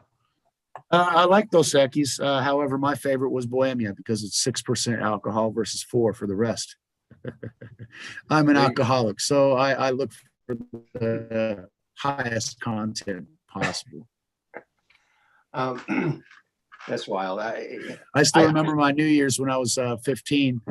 I divided a big gulp, half of Coke and half of Everclear. Oh my goodness. That was a night I don't remember very well. Ouch. I missed a Van Halen concert. I was in the third row, but I missed it. And after that, I stopped drinking. That was back in 81, 82, something like that. When Van Halen 2 came out, when their second album came out, that's when it was. Boy, I was looking so forward to that. That was late 80s, actually, because I went to a Van Halen concert as well. I went to a couple of them during Monsters of Rock. That was an awesome time to be alive, let me tell you. The late 80s for heavy metal. Tell me about it. I'd like to hear about it. Actually, I saw videos recently and it wasn't as good as I thought it was going to be. But I loved it when I was going through it. Why? Because sure, yeah, the atmosphere and everything. Yeah, as long as the guy next to you isn't me. As long as the guy next to me had a joint, I was good. Yeah, well, I was stuccoing the floor, so I wouldn't have been very good company. Yeah, The best one I was able to do was the AC/DC reunion tour in Chicago, the Back in Black tour. That was amazing. I got to do that one. And that was the only one I was able to live through, but it was amazing. You didn't live through the other ones? Well, I mean, I lived through them, but I wasn't young enough to go to them. I assume there were some ordinances on my age. Oops. Yeah, that'll do it. I went to, I had 45 concerts in like less than a year and a half. Or so first concert, what's your first concert, Miguel? And then you. Oh my God, the first concert I went with my mom. It was Neil Diamond, and then the second one was Fleetwood Mac. Okay, all right, Jake. First. So this is first one on my own was Bon Jovi. Bon Jovi. All right. This is gonna kind of be a quiz for you, Aaron. How Wisconsin you really are. My first concert was a Violent Femmes concert. Oh. They actually came to my local town, They're a huge band in Wisconsin, and I didn't know if anybody knew. They do the Wendy's song. Do do do do do do do do do do do do do. Yeah. And that's basically what they're known for. But they're a pretty Song big I know. band, and I found a way to get past the Marlboro industry that was like blocking us out from being there. I was 16 and able to get into it at the time, but it was a big ordeal when we were there. We're definitely the youngest people in the whole venue, me and my brothers, and yeah, able to see that concert. It was really good. Cool. I wanted to see Sweet, but my parents wouldn't let me go see Sweet. So the first concert I went to was Eagles, Steve Miller, and Pablo Cruz at the old Met Stadium in Minneapolis. I actually grew up in Minnesota. That's got to be a good show. Oh, that was a great show. It was one of the last shows at the old Met Stadium, and it was great because Steve Miller stole the show, because he was out there, second one up, and it was an open. There's no top to this old arena. It was like kind of like the Green Bay Arena. There's no top, and Amphitheater. so Steve Miller's up there, and Steve Miller has great music. I love his music. And he starts playing Jungle Love. Have you ever heard Jungle Love? You know, it's raining. It's driving me mad, driving me crazy. All of a sudden, it starts to rain, and everyone like runs to the sidelines. And then pretty soon, everyone just comes right back out, and they're just rocking in the mud and having the great time. Everything's better when wet. You know, that's part of the lyrics of the song. And then after the song was done, boom, it cleared up. It just rained for that one song. But I remember think they had the weather manipulation system running at that time. No, I don't think so. I was worried they were going to get electrocuted because they had electric instruments on stage, you know. But Actually, that almost happened, not to me, but to a show that I was watching. It was National Lutheran Youth Group Convention in Colorado. And we were up in Red Rock Canyon, and we were watching some people talking to the whole group of like 500 or whatever it was in there. And it started raindrops. I started feeling raindrops on my clothes. And so I'm like, that's it. I'm out of here. Because I used to not do rain. Here I live in one of the rainiest places on earth. So it's a whole different story now. But back then I didn't like getting rained on. So I was about to leave. And the teacher told me, no, you're staying with the group. We have to stay together. It's for our safety and blah, blah, blah, blah, blah. And I'm going, you're nuts, but fine. Screw it.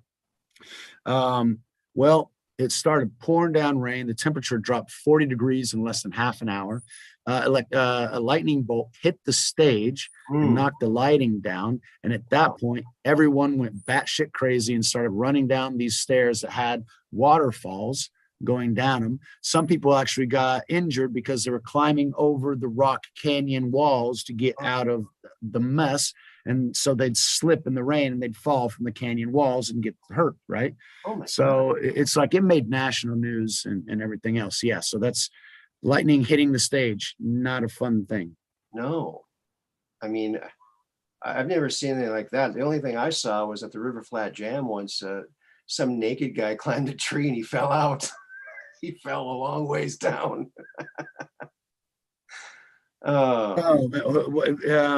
Why? But anyway, was it trying to?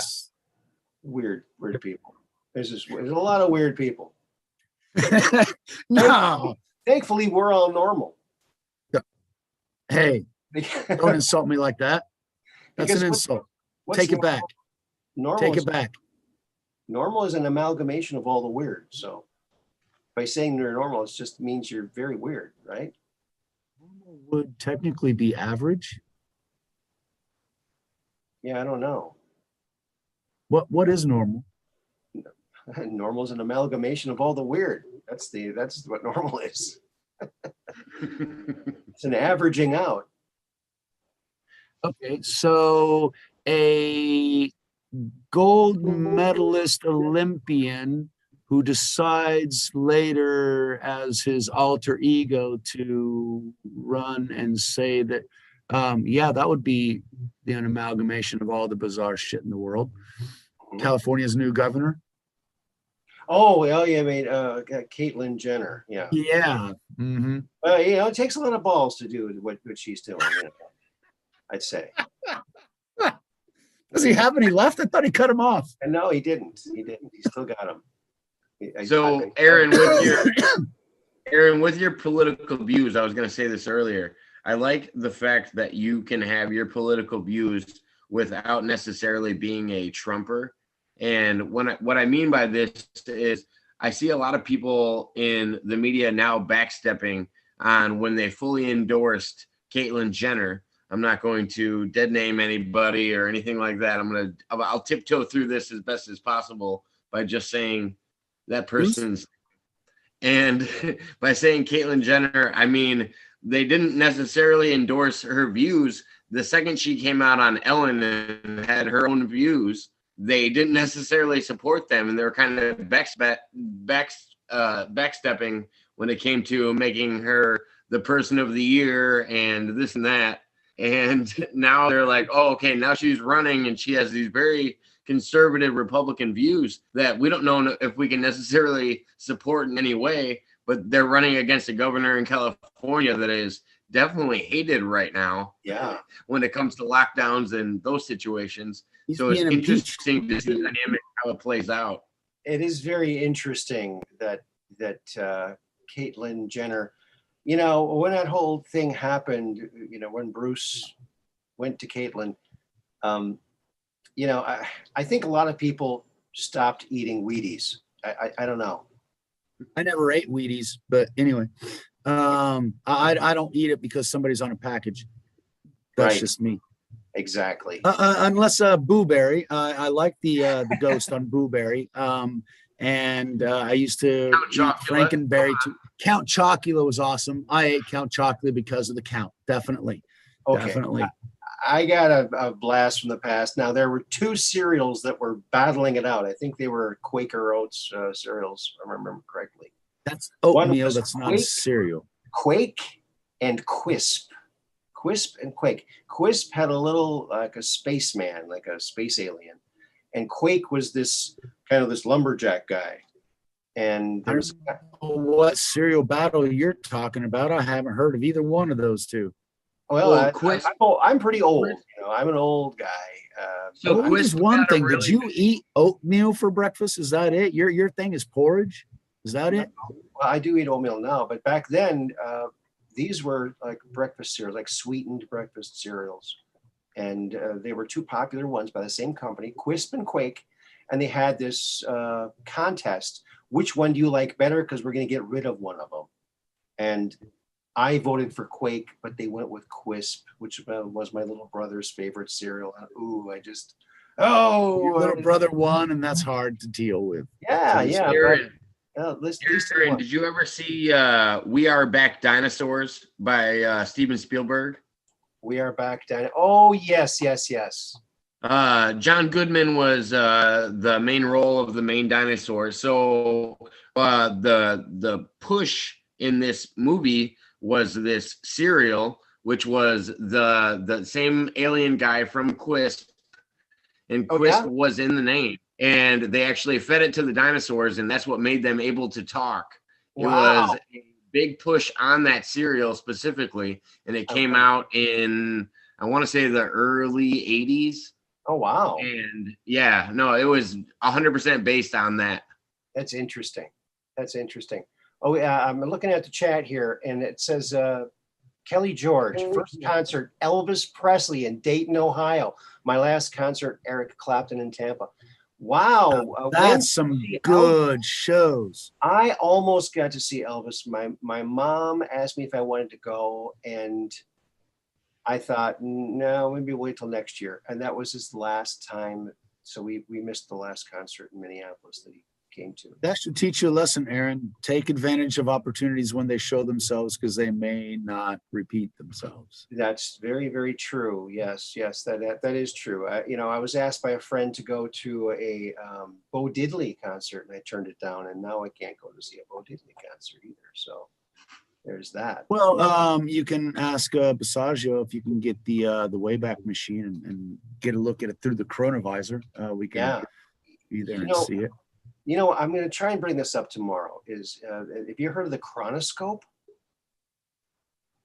I knew the chronovisor. I thought that is it the same thing? It's like No. the No, it's not. It's something invented by this Irish woman back in the 30s or the 20s. And she was this genius, and she invented this thing, but you had to be in the place that the event happened, and then you could dial in that time, the past time period, and see what happened in that area. And I asked Andy about it. He said, "Oh yeah, they were briefed on that, so it was real, actually." I had some. sounds kind of like the same thing that Tesla had seen whenever he saw the different time periods at the same time. Yeah, it could be. I'm trying to find. I think I did get a picture of it here. I'm looking on my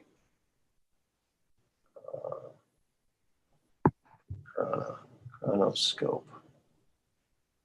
I'm not seeing it. But you can look it up. There's a little video they did, and they did this little short little video that has some real footage, they say, and some of it's remade, and they go through it. It's very incredible. But I guess the Nazis captured her and captured the machine, and they took her out to these Nazi archaeological digs to prove their Nazi past, but the images weren't matching what the Nazis thought their past was. So they threw her in jail, prison, and she escaped, and no one knows what happened to her after that. But she probably died in prison. But so the chronoscope is something real. Was that one of the machines that they said looked like somewhat of a viewfinder, and you had to be on location to use it? Yeah. Let me see if I can get. I'll do a quick search here for it. Chronoscope. Just real quick while you're searching that, Aaron, I saw somebody in here. They want to know Jacob Waters in the chat. Want to know how they contacted me. Oh, okay, because I guess my name is on the Zoom. Cool. Ben Up Perspective, all together at protonmail.com. Yeah, that's me. Oh, Yeah. that's shit. Okay, so you're Jake Waters. All right, sorry. No, it's So, okay. I didn't recognize the difference there. So yeah, it's Pena Perspective, PENA Perspective at protonmail.com. I actually set up the Proton Mail after Red Pill mentioned that they were using it and that sort of thing. And I'm like, okay, and something that's just for my channel. So yeah, it's been interesting. Yeah, Proton Mail. I'm going. Yeah, go ahead. Do what? Proton No, Mail. I was just going. Yeah, go ahead. Go ahead. I was just going through the chat to find out if there were any other questions that we could ask, because there were a lot more people that I'm usually used to seeing in your chat. So it's active tonight. That's pretty cool. That's great. I wish I could pay attention to the chat more, but I'm trying to get this chronoscope image thing here. Let's see. Chronoscope. I think this is it. Now, this is a 20-minute video. I'm not going to play the whole video, obviously, but I just want to show a little bit of it here so you can get a little bit of an idea.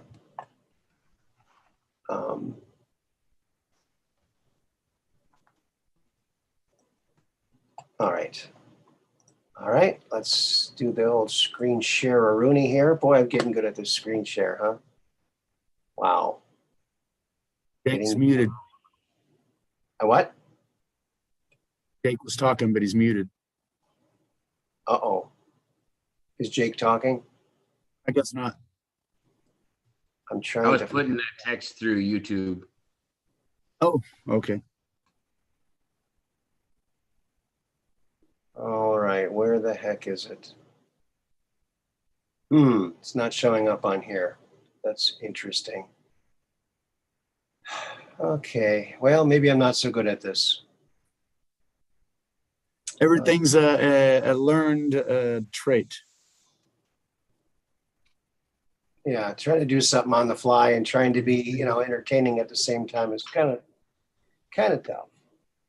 Well, that's why these guys, they have 2 or 3 people in there in the background. If you look at all these channels, they have somebody putting up videos and another one doing this and the other one, Right. everybody's got their little Mods, yeah. The mods are the thing, yeah. Let's see. Maybe You're a one-man band. I'm a one-man band, yeah. And you talk about doing impersonations. I do Elvis shows, as you might know. Years ago, I did 4 shows in one day, which was my busiest day.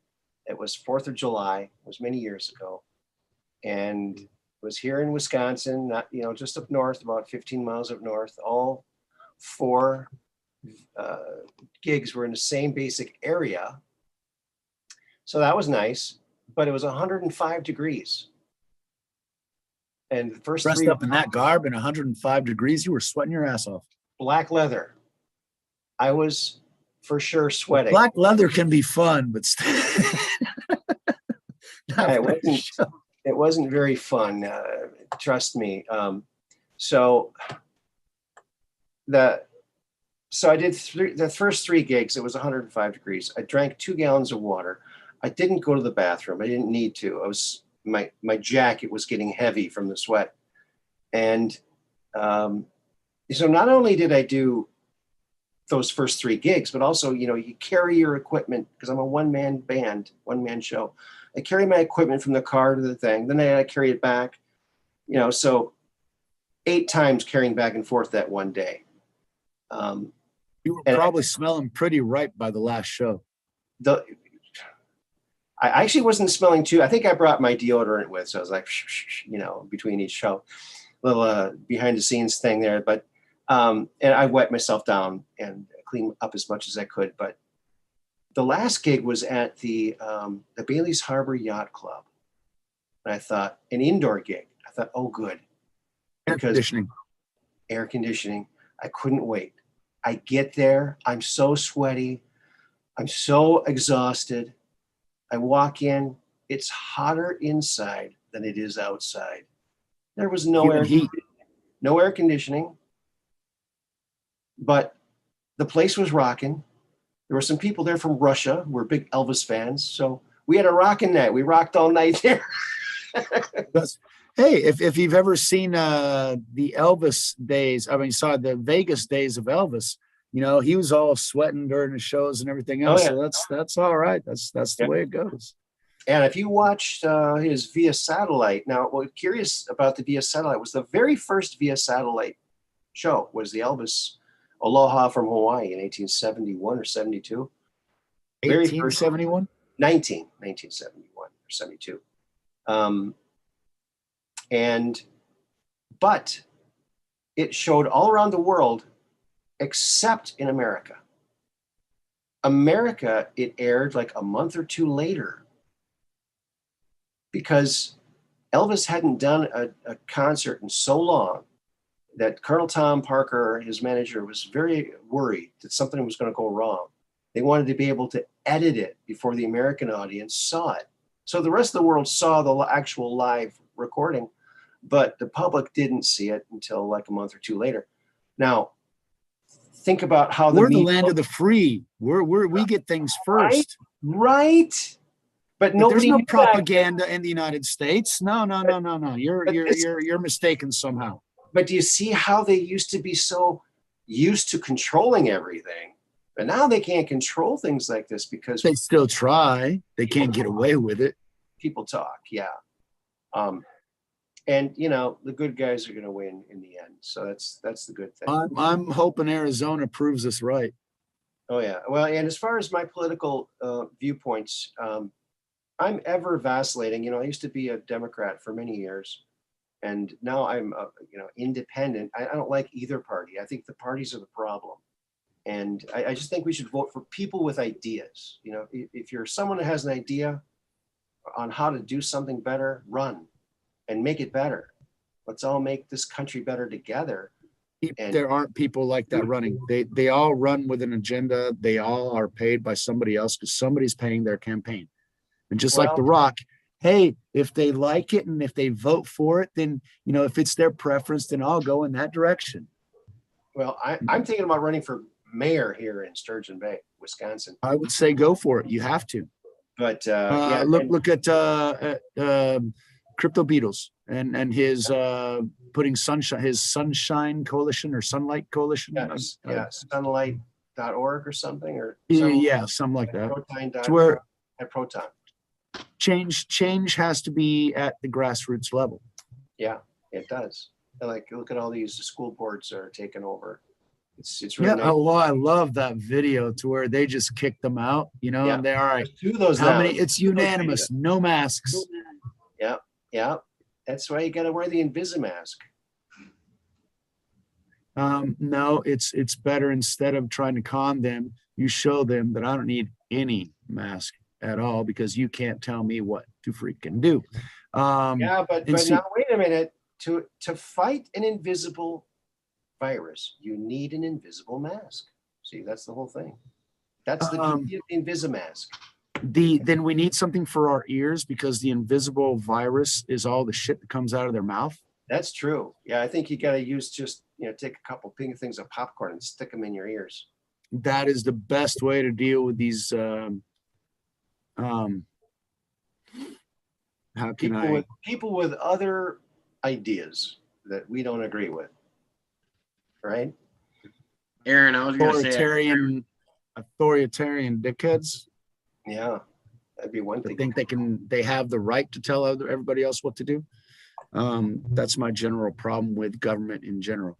There was a point to where I was anti-Republican because they were too conservative and too judgmental, and then I found out that the Democrats were just going fucking nuts, and so I couldn't depend on any of them. And then we get this guy who I've been watching for a couple of decades, all of a sudden, saying, "Hey, I want to help save your country." And I said, that guy is what we need.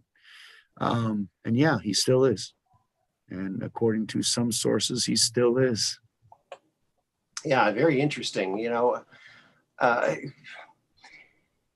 If you're gonna, take the mainstream logic and there's logic in the mainstream. Well, it's that's what they call it, but it's a strange kind of not logic, because if you're gonna accept that Joe Biden is the most popular president ever, got the most votes ever, then with 690 people watching his podcast. If that's true, then every politician in America, and maybe other places, stay in their garage while they're running for office. Stay in your basement. Don't insult the people that you're, Wait, he did that. You're not black. You can insult everybody, and then you'll be the biggest, most popular person in whatever thing you're running for. You can tell the union worker who's questioning you on your policies. You can tell him, if you don't like it, then you can vote Republican. Yeah, I don't vote for you. Yeah, you ain't black. Yeah. So that's the new playbook. If they're gonna go with this false reality, then we're just gonna have to say, okay, well, then own it. I want to see all of your candidates do exactly what the most popular guy ever did. Because they will, because all they have to do is call up China and say, "Yo, can you do me a favor? 5 different ways, so they don't find out. 5 ways we will do it. Okay. We print. You're going to hack. Okay, yes. Okay, I'm voted in. Okay, good. I do what you want me to do. That's all you have to do. Just sell your soul, and you're in like Flynn." Well. But we're not going to do that, because we're patriots. We're going to fix this. Yeah, there was something that I saw yesterday that bothered me, because I kind of like Tulsi Gabbard on some points. Economically, she doesn't know. But the other day I saw her doing this shit, and I'm like, okay, that's really? it. She's done. Really? Yeah. Wow. She's trying to gain favor. That's too bad. Aaron, Yeah. What I was going to say is I was kind of agreeing with what you were saying. We really need to do, at least in the U.S., we need to break this 2-party system. If we can get a third party in there, I would be fine with, because I wasn't 100% supportive of everything Bernie Sanders said, and I wasn't 100% supportive of everything that Trump said.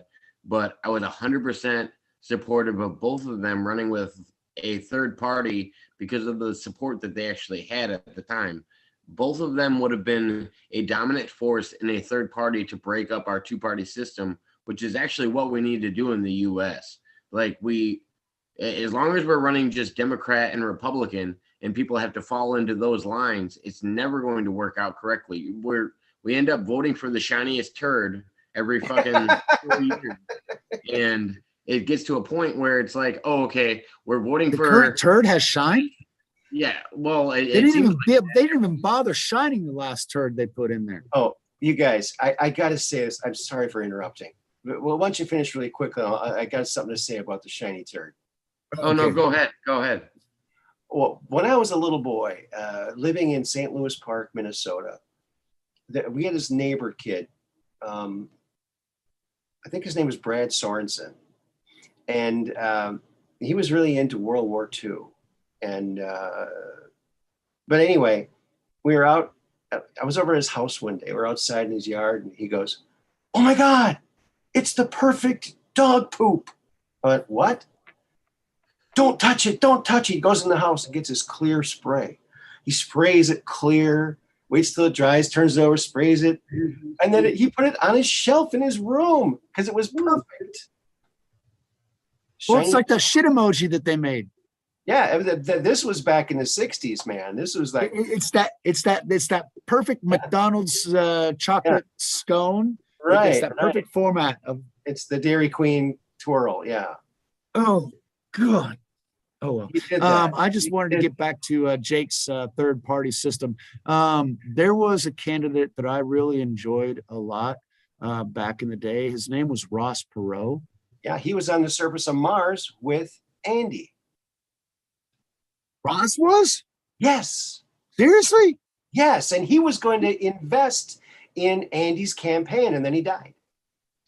Well, in the last person that made a significant change in the third party system was the person running with Clinton and Bush, I believe. That was the last third Clinton and party. Bush ran against each other. It was Ross Anderson? Perot, and that's the reason why Clinton won. Yeah. Because Ross Perot took the conservative vote away from Bush dad, and that allowed Clinton to just slip on in. Slick But Willie. now I think- we don't let the third party even on the podium with everybody else. They're not going to let you on that stage with everybody else Right, because of right. situations like that in the past. That's why I don't think a third party's Yeah, which is why Ross Perot only got 23% of the vote. he didn't get that much. I feel like the only way the third party will make that difference is if they do make that stand and separate themselves from the party enough that they draw that attention. If they're not drawing that attention, of course, they're just going to get silenced and put to the back burner. But Now, if on your like point, Trump Jake, wanted I'd like to you run to. his own party. Well, I'm just saying in general, if Trump wanted to run his own party, which he's totally able to at this point, Sure. if he wanted to run his own party and he's capable in the next few years, which I think he's mentally sharp enough to, which you'd be surprised by his age. If he's sharp enough to still in the future, I would like to see him run, but I have a feeling he's going to yield to the governor of Florida, and it's going to be just continue what I've been doing and try to keep this Republican Party doing what it's doing. And it's splintering because you have people like Mitt Romney doing their own thing. You have people like Mitt Romney's it's bot. just splintering as a party, and I think it needs to develop a system. The Democrats just don't want to admit none of them are on the same views, but as long as they're getting voted in, they don't care. Like the Democratic Party is so split as well. They just don't want to admit there's a far left and a far right just in the Democratic Party. Yeah, that's another part of the problem with parties. Now, even if you had a third party platform that was viable, it could be infiltrated and corrupted just the same. And the problem I see with parties is their charter or their dogma. So, like, you can have someone who's a Democrat, and they agree with most of the Democrat tenets. That's why they're Democrat. But maybe they're pro-life. But so now they're going to be pressured by the Democrats to vote for something they disagree with. and they have to either swallow their pride and go along with it, or toe the party line. or so this is the problem. They're pretending to be something that they're not. So that's why I think get rid of all the parties. It doesn't say anything. The solution. The Constitution. Whenever we have the third party, that sort of splits things up. And what I saw recently, for example, the Texas 6th, I think they had 26 people that were running. And so the runoff, the two that got the highest vote ended up being, the election runoff at the end, which means that among all those 26 candidates, 2 were chosen in the end, and they were both Republicans. So the Democrats aren't even on the ticket. But you could do that if you have more parties. But then again, you get into serious problems like in Mexico and in Brazil, they have multiple parties. And then you have a lot more corruption because you have to spread out the payments to guarantee the vote. That coalition government that you have to form later on is even more corrupt than the controlling and autocratic 2-party, let's go this way this time, and let's go this other way, which is both going in the same direction. Because they have to have control and dogma. And so one controls you culturally and the other one controls you physically. And if you don't get one, they're pushing the other, and so it's always under a huge government. The best thing would be to reduce the government. So what about voting in a parliamentary system where then you're not worried about what we currently have with, that's not I don't know if my constitutional. president I don't know if my president's going to make it 100 days. And because I voted for Joe Biden, I might end up with a vice president because he might not maybe make it through the presidency. Well, he's lucky he has a second, but shouldn't you have a second fallback vote that is actually a president vote that's not voting on the vice president that automatically falls into that position? Now, hold on a second. If you're going into a parliamentary vote, that means that you have a prime minister who's voted in by the parliament itself. And that means that Nancy Pelosi would be your leader at this moment. No.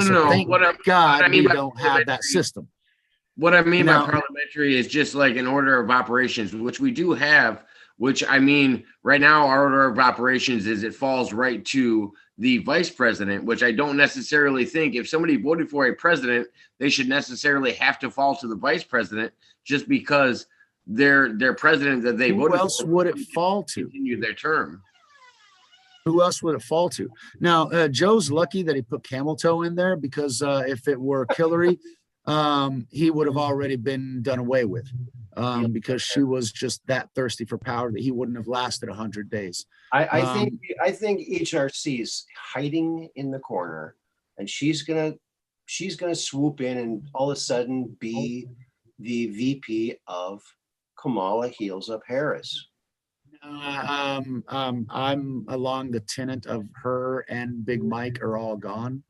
We'll find out soon. I'd like to see some sauce on that because I've been hearing that for like a year that, these people are, so have I. But last week they came out with some of the recordings and that sort of stuff that made it seem a little bit more real. I'm still hopeful for that. But then again, that's why I don't call in on Sundays because I hate her so much that I can't handle somebody who loves her so much. He was just gushing. Oh, Hillary, can you kiss me? But now hold on a second. Hold on, I was going to say I got to jump in if you don't, Aaron. He's running. He's running as a Democrat. Okay, which is all right. But if you're running as a Democrat and you don't like Hillary, you might end up on a little list somewhere. Well, I have nothing to do with that.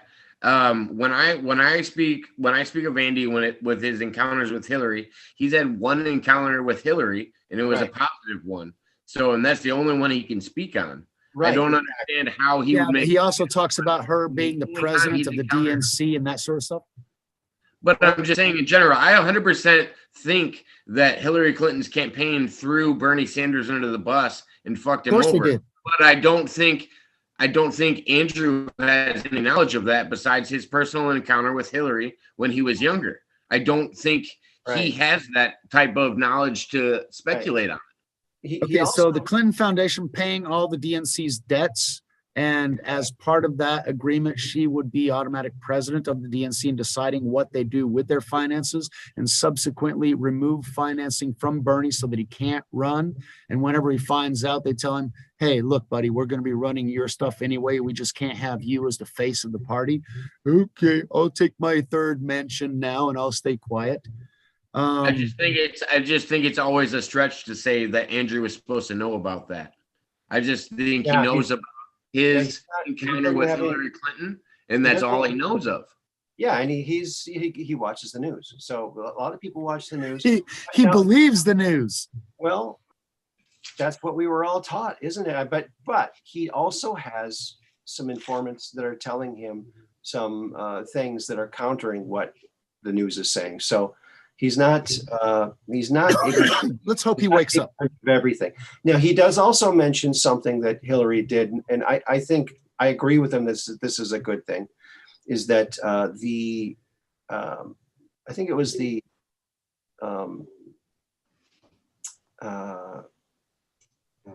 what's his name? Get on and defend Hillary. Thomas Edison. The Thomas Edison Labs was in terrible disarray. And she spearheaded something to, bolster that up and say. Okay, let me ask you a question. Why did she spearhead at Edison Labs? That there could be a million different nefarious reasons. But yeah, why did she go in and save Haiti, and she ended up putting the money on the wrong side of the island? I'm not going to argue with you on that. I'm just saying,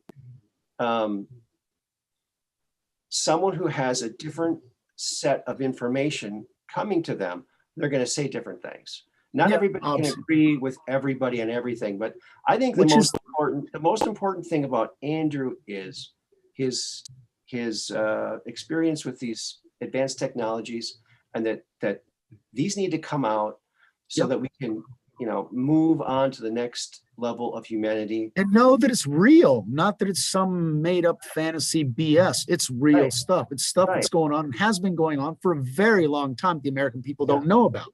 At the same time that we were landing people on the moon, Andy and 139 other school-age children across the country were teleporting to Mars, traveling, and doing all kinds of strange things, spinning out of their bodies. I mean, they strap them on this turntable. They spin them at 33.5 RPMs. Well, that's the thing that you see for the astronauts, that the preparation. It's for the G forces as well. And so it's this big centrifuge that's got a counterweight, and you're here, and it just starts spinning around.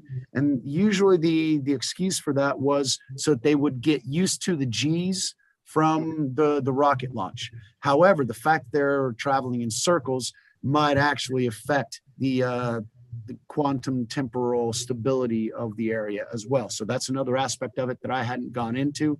But as far as the astronauts actually spinning, yes, they do that as training on a constant basis for the G-forces. This was different. That's got, like you said, as a counterweight, and it kind of goes like this. Exactly. This is like where they're spinning rapidly. This is a turntable, like a record player just made bigger, and you're strapped onto it, and it's spinning at like 33.5 RPMs, and it spins your soul out of your body. And that's how they did out of body experiences. And he tells this story, he's probably told it on my show and several other shows, that when he was in this program in the 70s as a child, he was told that when you spin out of your body, go as far as you can go. Go as far as you can go. So he kind of went as far as he could go. And he came up to the screen, like this something was stopping him from going, like a bumblebee hitting a screen. And he saw this big machine that was like creating reality. And he came back and he was giving testimony about what he saw. And the woman said, that was debriefing him, said, oh yeah, we've heard this from other people too. We think that that's where reality is created, and we're calling it the Matrix. This was back in 72. That's what they were calling it, the Matrix back then. That thing about spinning out of your body, there was a hint about that.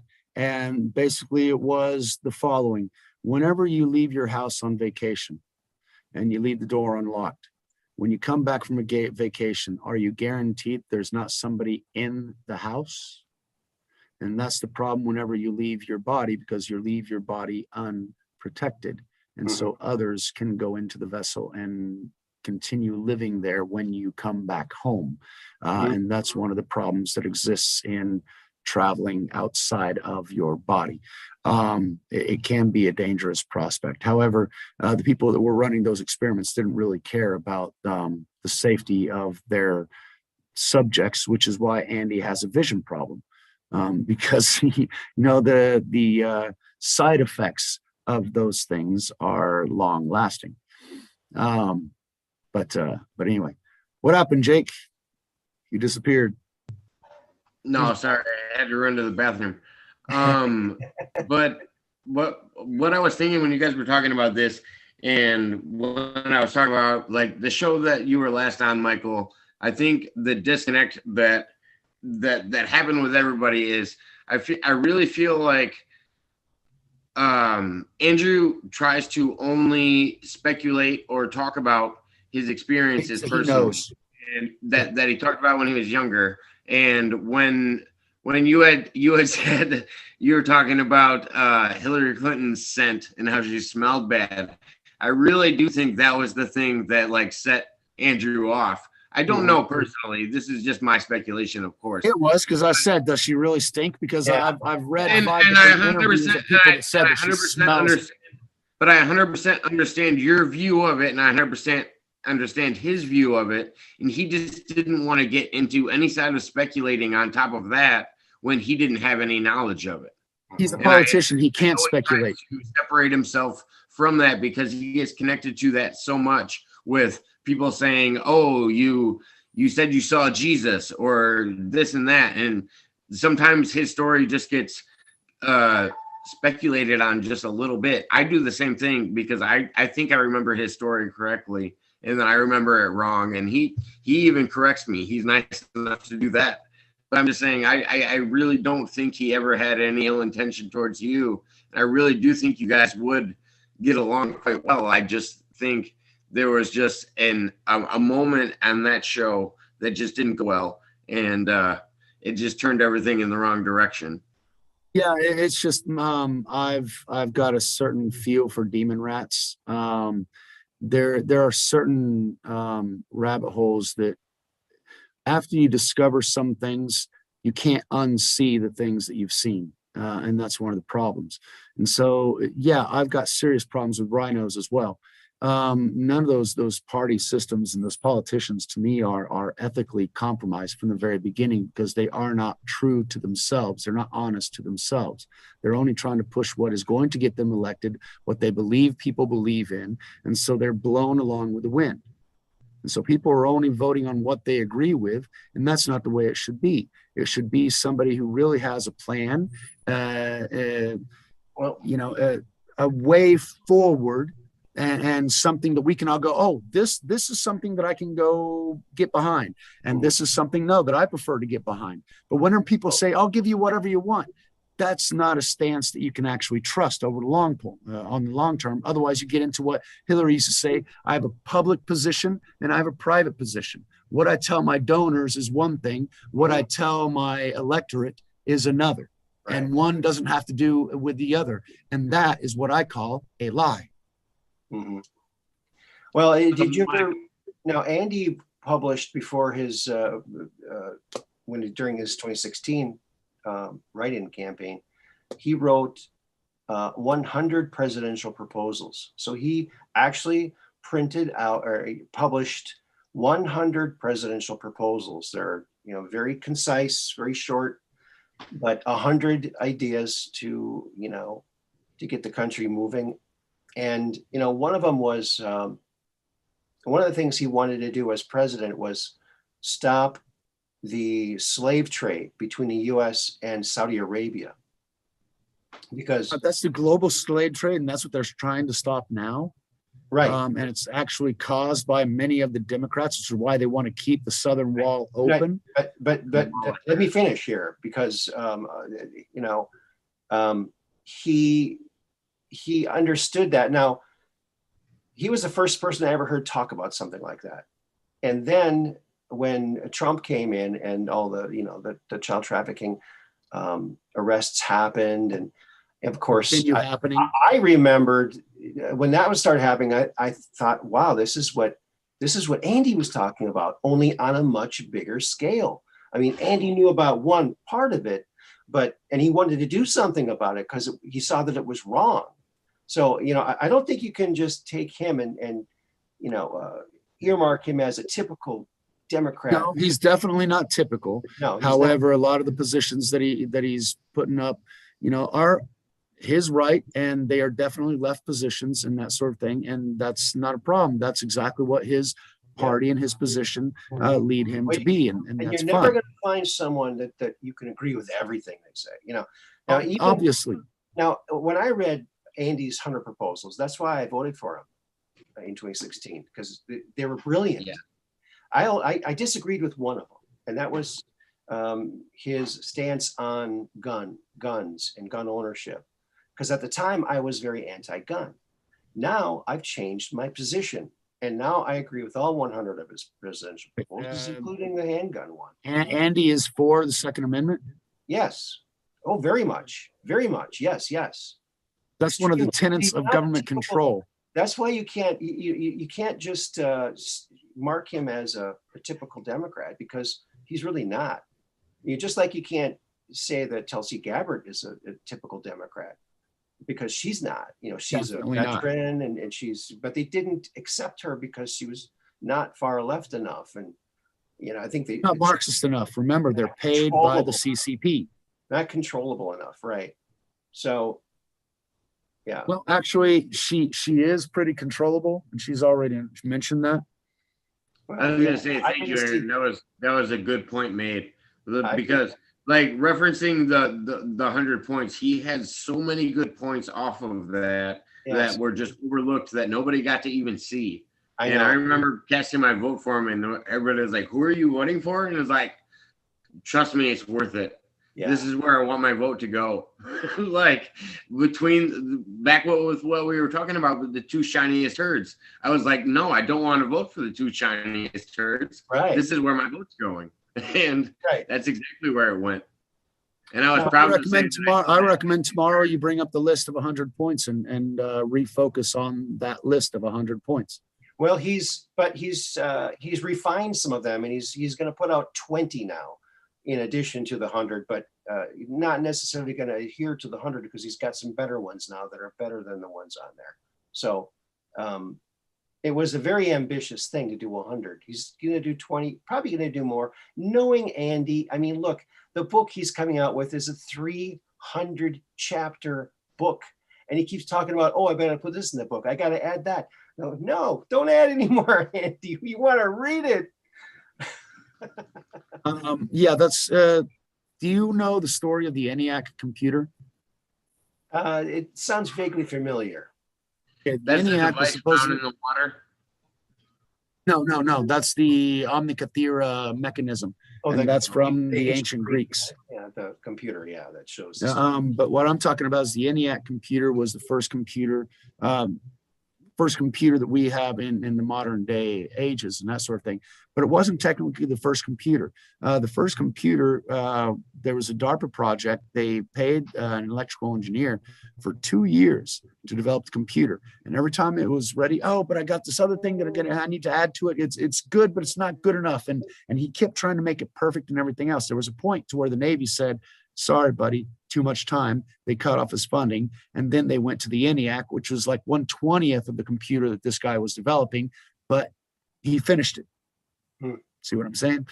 So if you want to make things big and perfect, they'll end up being unfinished and unusable versus getting something that's useful and able to be applied immediately.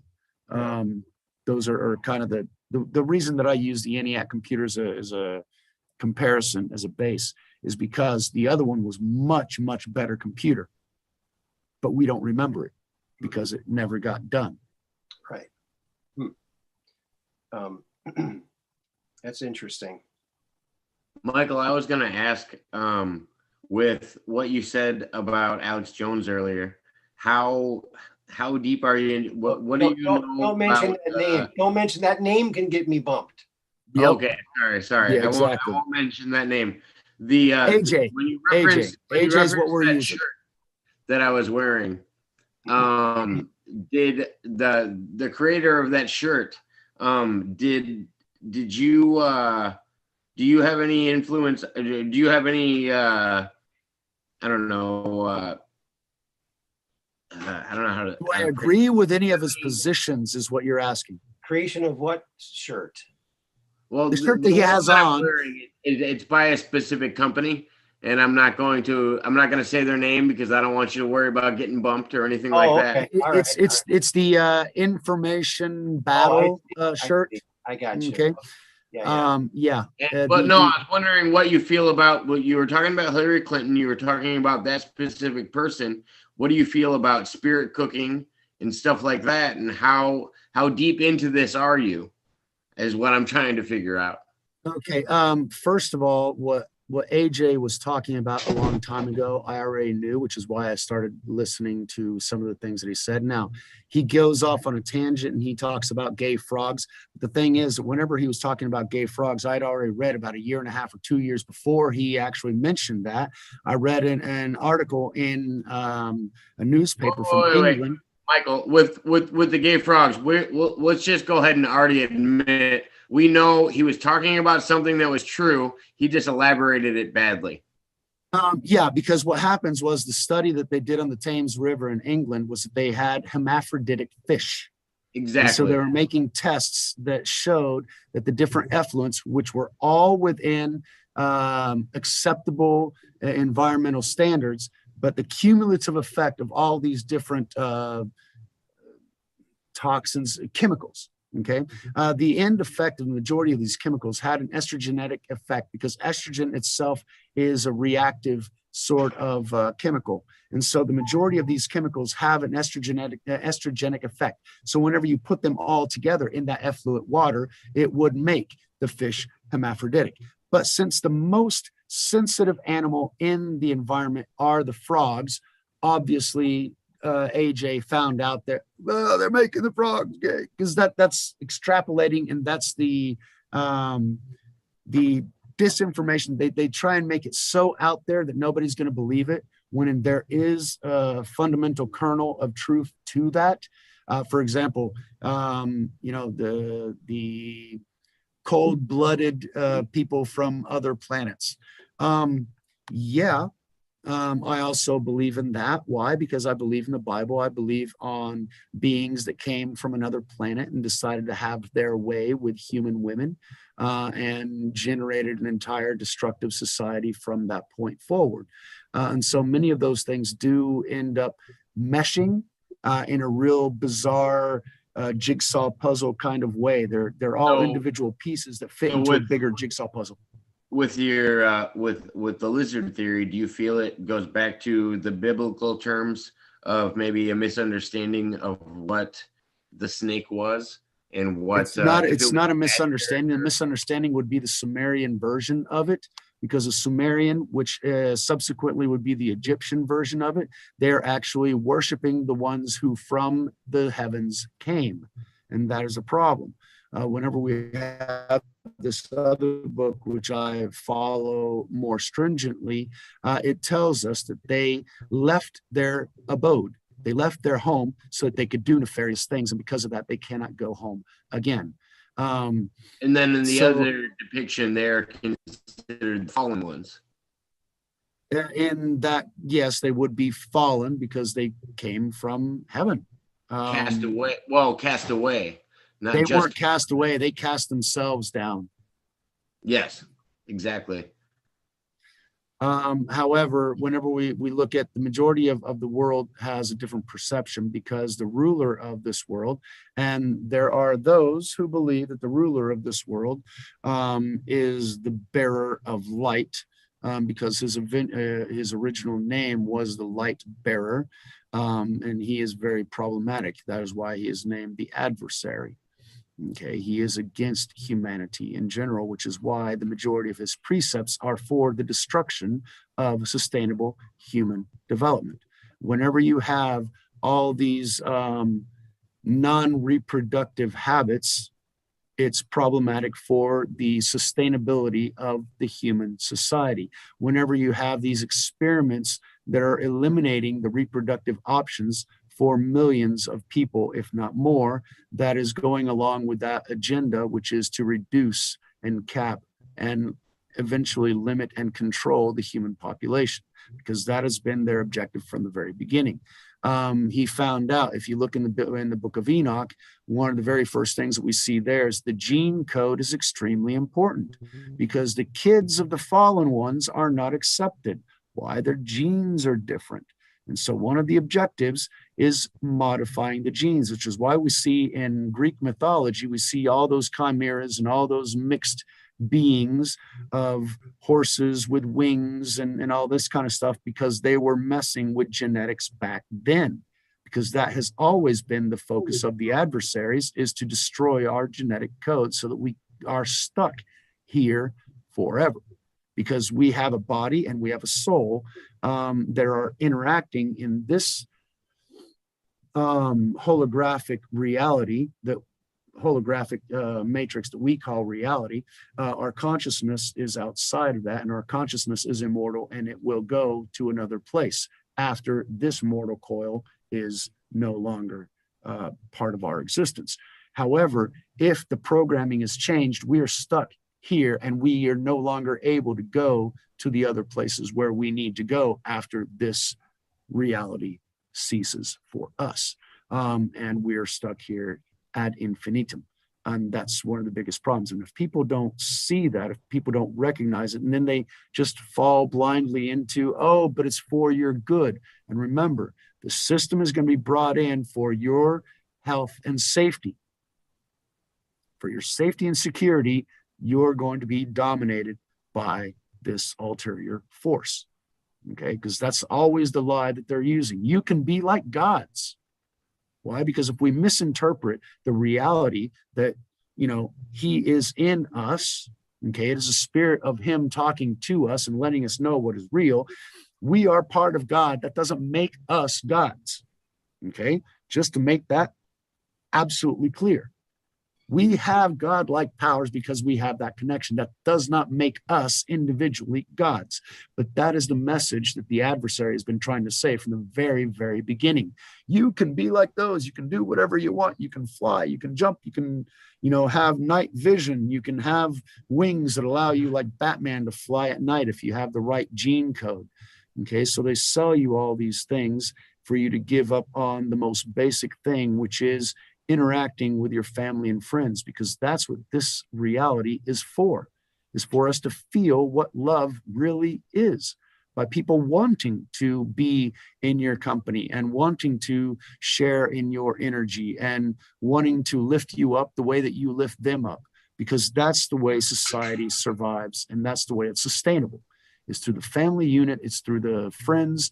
Anthropologically speaking, humanity supposedly was better than the other animals because we had grandparents and uncles and that extended nuclear family, to where the parents were out doing what they had to do. The grandparents were there teaching the kids what they had already taught the parents beforehand. And so entire communities coming together to sustainably develop a future community, always with the focus of a future community. Nowadays, we're not focusing on future communities. We're focusing on personal, immediate pleasure. And that destroys future sustainable communities. Yeah. And that's my problem with society the way it is right now, because it's all about what you want right now to be happy. And that's all that matters. I agree with you. Looking towards the future. And in fact, Andy mentions that too. He's got a very big word for it. I can't remember what it was. He's got very good vocabulary. Now, the one thing that Andy keeps talking about is one of the most important things that he learned while being part of Project Pegasus back in the 70s was that the CIA, the government, the people in the program of Project Pegasus told the kids that they shouldn't worry too much about if they die in the program, because we don't actually die. We have an immortal soul that will go on and be reborn again and will live other lives. And the government was, because they had proof of it. They didn't show him the proof, but they just said emphatically, they told these kids, don't worry about it because you have a mortal spiritual being that lives forever. Your soul is immortal. So that's the most important thing, that he keeps repeating that. And it's, I think it's very interesting that, the government has been in possession of this information, and they, and even images of. Problem is the perspective of the information that they have. Okay, whenever they look at it from a different perspective, they alter reality in a certain way. Yeah. Okay, so we have to be very careful of those perspectives. Yeah, I would probably refrain from even doing symbolism like that, because I don't want my show to be You're right. symbolized. You're right. I just don't know how to mention that group without, you're right. Yeah. I just don't want to give the evil people any more airtime. And I'm sorry just to say it like that, but. No, you're absolutely right. And yeah, it's your channel. And yeah, I want to be careful for you. I respect your channel. I want it to grow as much as what your other people have already mentioned, that you're going to be a big name in the future. And so we want to preserve that possibility. Well, my goal is not to be big or famous or rich or anything like that, just to get the truth out. One of the things that got me going from a young age, I think it was my first pretty much red pill that told me that they're hiding something from me, was during one of the moon landings in the 70s that where they landed on the moon and they had the moon rover. They did a couple of these. I was so excited about that. I wanted to be an astronaut.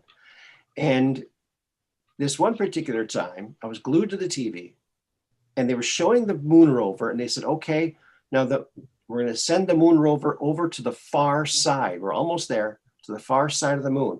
But when we go to the far side, there's going to be, because of the antenna, we're going to lose signal for a couple minutes. But then we'll come back up and show you what no eyes have ever seen before on the far side of the moon.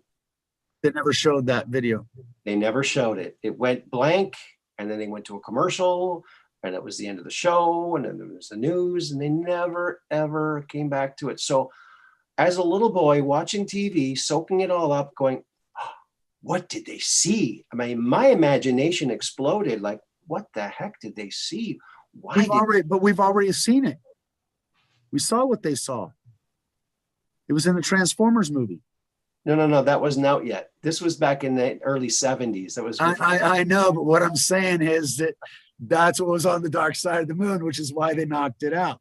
Okay, because they saw that and they couldn't show us that. The same way that Neil Armstrong said that there were 3 little visiting craft that were always in view, which is why they had to pencil them out so that people wouldn't know that we're not alone. Mm-hmm. But yeah, it's more than obvious that we're not alone in this universe. One of the reasons why I studied SETI, because I knew that we weren't alone. Right. But after I studied SETI, I realized that even the university wanted to lie to us. Yes. So many lies. Now, I just found something. I probably showed this before, but I'm going to show it again. And this is because when they landed on the moon in 1969, there were 2 minutes that were missing. Right when they landed, they lost transmission supposedly for 2 minutes. And William Tompkins was in an underground observation room that he designed, and they got all the information before it went public, and they were able to screen it. And this is what he saw because now ham radio operators picked up the audio because it wasn't scrambled at that time. It was scrambled after that. He said, "Oh my God, sir, they're huge. They're giant ships on the edge of the crater. They're watching us. We're not alone." And mission control is like, we know. Stop looking at it. Stop pointing the camera at it. Exactly. Stop talking about it. This is what I thought it was 3. No. 6 or 7 giant ships. Now, above is William Tompkins' sketch. He was a great artist, so that's a pretty accurate sketch of what he saw. And so I took that and I made the image below it with my little computer program to kind of give it a little more of a, sort of a little bit more of a real look. But yeah, I wish they would have shown that. I mean, just think what that would have done. We would have evolved like in an instant. We would be a galactic community now if that would have happened. You don't want to be a galactic community. No? Why not?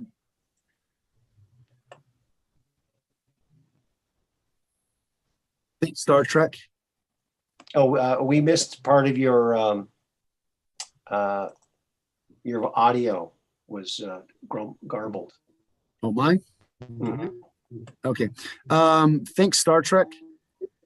Now, Star Trek is something, it's the future seen in the past, basically, because everything that we're developing is following along with that. And Star Trek was developed along scientific bases. So the majority of the things that are in that show are theoretically possible. However, I would like you to see, oh, yeah, exactly. That's what's on the dark side of the moon. Yep, that's That thing is huge. 3 mile long spaceship. That picture was taken by Apollo 18 or Apollo 16. They took several pictures of it from different angles. It's clearly a structured craft that Looks like a Muamua. and it's very large. I mean, it's so large. In fact, I'll show you. There's a comparison picture. I'll show you here. They put it amongst New York City and Toronto, I believe. They combined those two cities together to show you how big this thing is. It's monstrous. It's like 3 miles long. But whenever you're doing interstellar travel, you basically have to bring everything along with you. So it has to be big because it has to be sustainable. You have to have food sources, you have to have energy sources, and that sort of stuff. Now, are they working along with Tesla's quantum gravity, magnetic universe type theory stuff, which is why they can travel beyond the speed of light, which is what we've seen in the reverse engineering of the craft. Something that size, it's not Salvador Pais's design that is on that 3 mile craft. There's some other kind of propulsion system that they're using for that massive craft. It's not the TR-3B that uses the anti-gravity stuff, because the format of it is completely different from that huge 3 mile long craft. So that is still a mystery of how that damn thing got around. But from the size of it, we can tell that it would be an interstellar craft, definitely. Now, why is it parked on the dark side of the moon? Why? Because that's a scout ship. Because the dark side of the moon is where they park to keep surveillance on us, the prison planet, to make sure that we are continuing to do what they expect us to do. But being part of that galactic federation means that you're part of the hive mind. The people in Star Trek really don't have much free choice. Mm-hmm. Anything that the people in Star Trek do is known by the system. I mean, they just touch their chest and the communication's open. Who says the communication isn't open the entire time? They don't have, yeah, that's how big it is. That's a But big ship. When they went up there, Apollo 20 went up to look at it. They took a look at it, and they actually recovered a body from a craft near it, triangle-shaped craft near it, smaller craft. Is that the woman that has all the stuff on her eyes and Yep. you know That's her. stuff? Yeah, Yeah. Lisa. Yeah.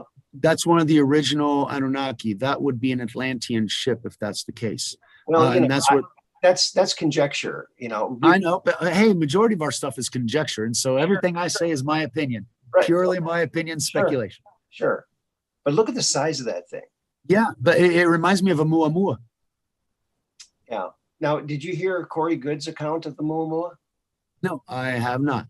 Oh my goodness. Well, he was briefed by the Secret Space Program, that the Alliance, that he was showed a videotape of the Secret Space Program landing on the craft and going inside it. And So it was a craft.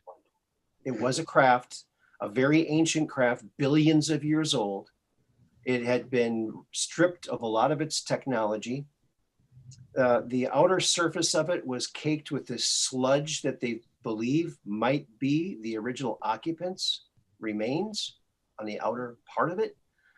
On the inside, the craft looks like it was configured to be partially for aquatic beings and partially for non-aquatic beings. Well, yeah, that does look like the Mon Calamari ships from Star Wars.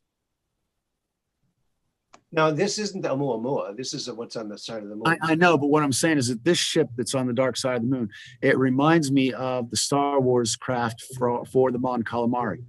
Okay. That's flowing, free flowing style. And the Mon Calamari were actually an aquatic species. So their ships would be water filled to imitate their native landscapes and that sort of stuff. So that would make sense for different types of life that are out there. Definitely. So yeah, no, that's big though. that is huge. I mean, they obviously couldn't explore all of it on their tiny little mission. You know what I think we should do is go back to the moon. We should do an international moon mission. And one of the things we should do is we should clean it up. We should bury all the dead cosmonauts up there, give them a proper burial or bring them back for a burial. And we should clean up. But we don't need to do that the old-fashioned way. We don't need to do that the way the Chinese are trying to do it with rockets and everything else, which is just use the portals and get there and then do what we need to do through the most advanced transportation technology that we have, which are the portals. Which the secret space program is doing. But on the surface of the moon, from our landings in the 70s, late 60s and 70s, is riddled with over 850 pounds of human waste. So we need to clean that up. I mean, A lot of shit. yeah, no shit. Yeah, we need to clean it up, because how are we going to be accepted anywhere if that's what we do to our own moon? It's like an outhouse. Well, our planet is an outhouse if you look at it. I mean, we are filthy creatures. We don't living in large cities and something to where we are part of a system. The system takes care of it, so I don't have to take care of my own stuff, which means that you end up exaggerating what you do. If I can always throw away my garbage and some truck will take it to God knows where, then I can generate as much garbage as I want. And so people aren't aware of the impact that they have. I mean, the thousands of pounds of garbage that each individual generates yearly is absurd, when we could be recycling, we could be mulching, we could be doing a lot of things to make our reality a little bit more. And I don't like the word sustainable, because that's what the cabal is liking to use to push their agenda of unification, global unification, which is I believe that we should all be getting along and that sort of thing, but we can't impose our will on others. It's free will. It's basically the reason why this universe was created, so that we could have free will. But anyway, I'm taking up the conversation. Jake is sitting there just watching. So jump on in, Jake. Oh no, I was letting you guys go. I try not to give my opinion on Corey Good, because I have my own views on Corey. And when it comes to, well, when I asked you that question earlier, I wanted you to talk about how you felt about spirit cooking and the whole thing that's all a continuation of the original program, okay, which is the absolute destruction and horrification. They are focused on the opposite of what we would consider moral and upright, because the moral and upright comes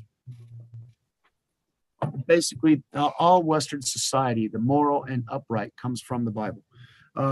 So whenever they are doing things, they're doing things that are completely opposite to that, because they abhor those realities and everything else. And one of the things that is spoken of in there is to treat the children well. You know, Jesus said, "Bring the children to me. They must learn. They need to know the reality." No, like deeper than that. But these people are doing the exact opposite. They love to make people suffer, and so that's what the cooking is all about. It's but just Michael, like So with the cooking and wanting them to suffer, does that lead to the extraction of like adrenochrome? It's part of the process, and you got to Hey, watch guys. the words that you gotta use, watch Jake. yeah, please. Let's, this might be a good time for a commercial break. This is one of my new sponsors. What do you think about this? And Let's go see your sponsor, buddy. You got to get I paid want the you all bills. to remember, when you support my sponsors, you support my channel. Now, I do have a PayPal. I haven't put that up. I haven't created one yet. I got to do that. Okay, here we go. This is Lens crackers. Lens Crackers. So let's check this out. Oops. Here at Lens Crackers, we can crack your fine, high-quality eyewear in less than an hour. Our trained technicians use only the best equipment to crack your fine quality eyewear.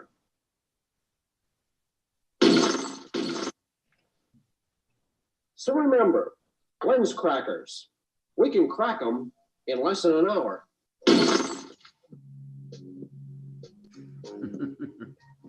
Excellent sponsor. The guy's a really good looking guy.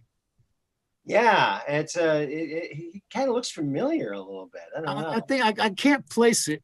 But yeah, I think I've seen that guy before. Good actor. Looks familiar. That's true. So congratulations on your sponsor, man. That's going to pay a lot of bills. Yeah, Congrats. those cracked lenses, they're all the rage. Everyone wants them now. So, Hey, it's the easiest way to get bifocals. yeah. They're not nearly as big as the Invisimask, but they're getting there. Yeah. This mask is awesome. That is other level technology, man. That is another level technology. Should I run that commercial too? You think I should. That would be an excellent commercial. Definitely. Okay, Remember that is the like that hover. No, sorry. The drone that you had that you showed that's on the electric wires that has a cloaking device. That's what I was looking for. Yeah. So the Invisimask is a mask with a cloaking device. It is very high level technology. It's awesome. It's wonderful to see. Yeah, it's made out of. Well, I mean, he's been demonstrating it in all of the last episodes.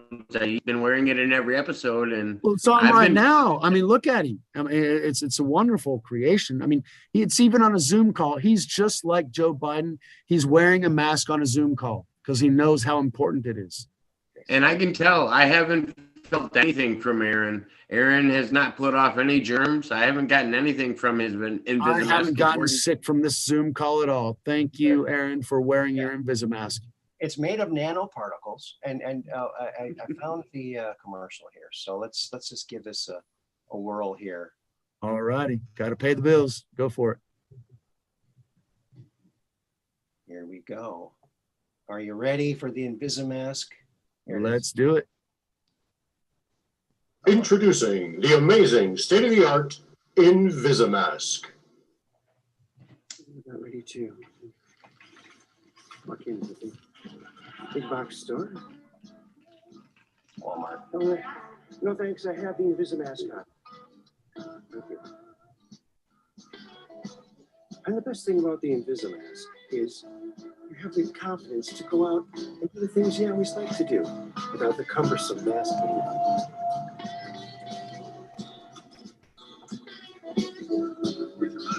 Oh, I have the Invisimask on. Can't you see? Oh, silly me. You can't see it. I have the Invisimask on, though. Totally covered. Thank you. Introducing the amazing high-tech Invisimask.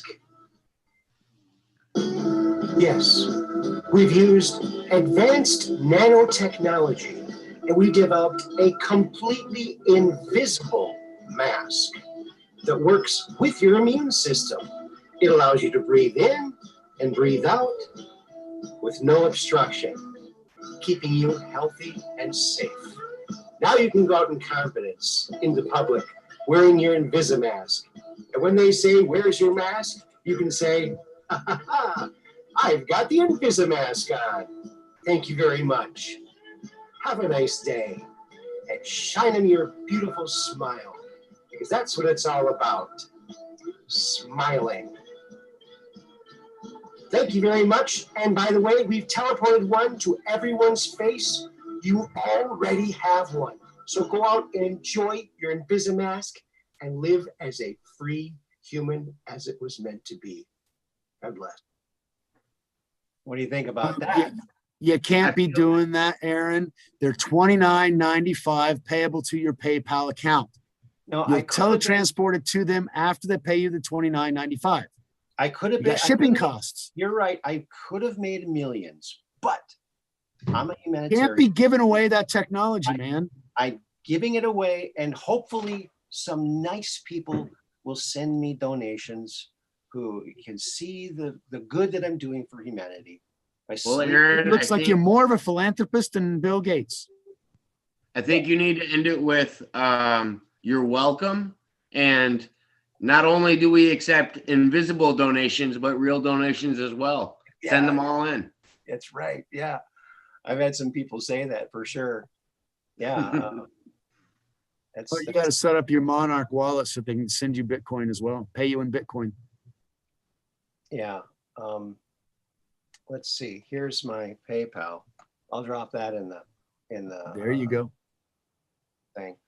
So if you want to help to pay for the cost of the Invisimask, all that research that I've done and the nanotechnology and whatnot. The teletransportation is expensive.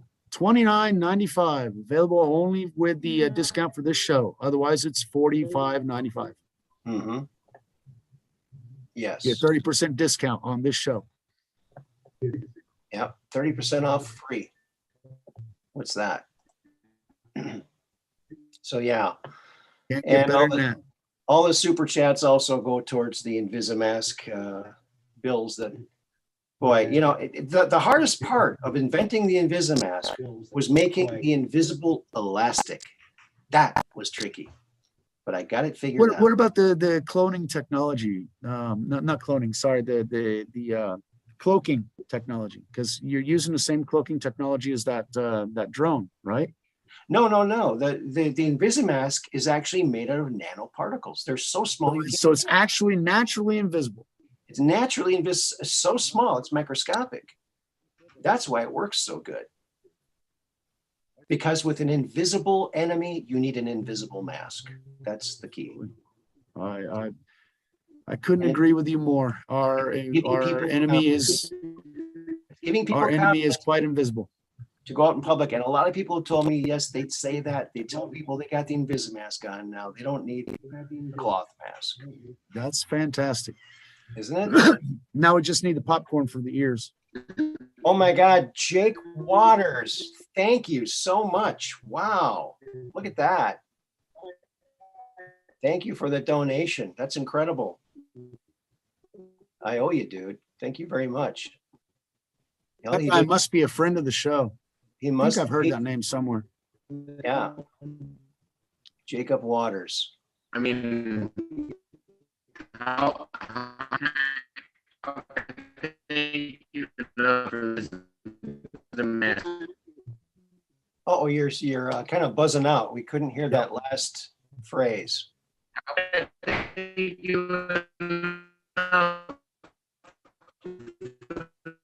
You're digitized, Jake. Everything's coming out digital, Jake. I'm going to close some of these. Paid so much for regular masks, and this. I mean, sorry, is it?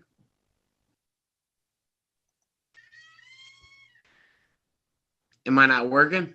Yeah, now I can hear you. Go ahead. Now you're working. Oh, sorry about that.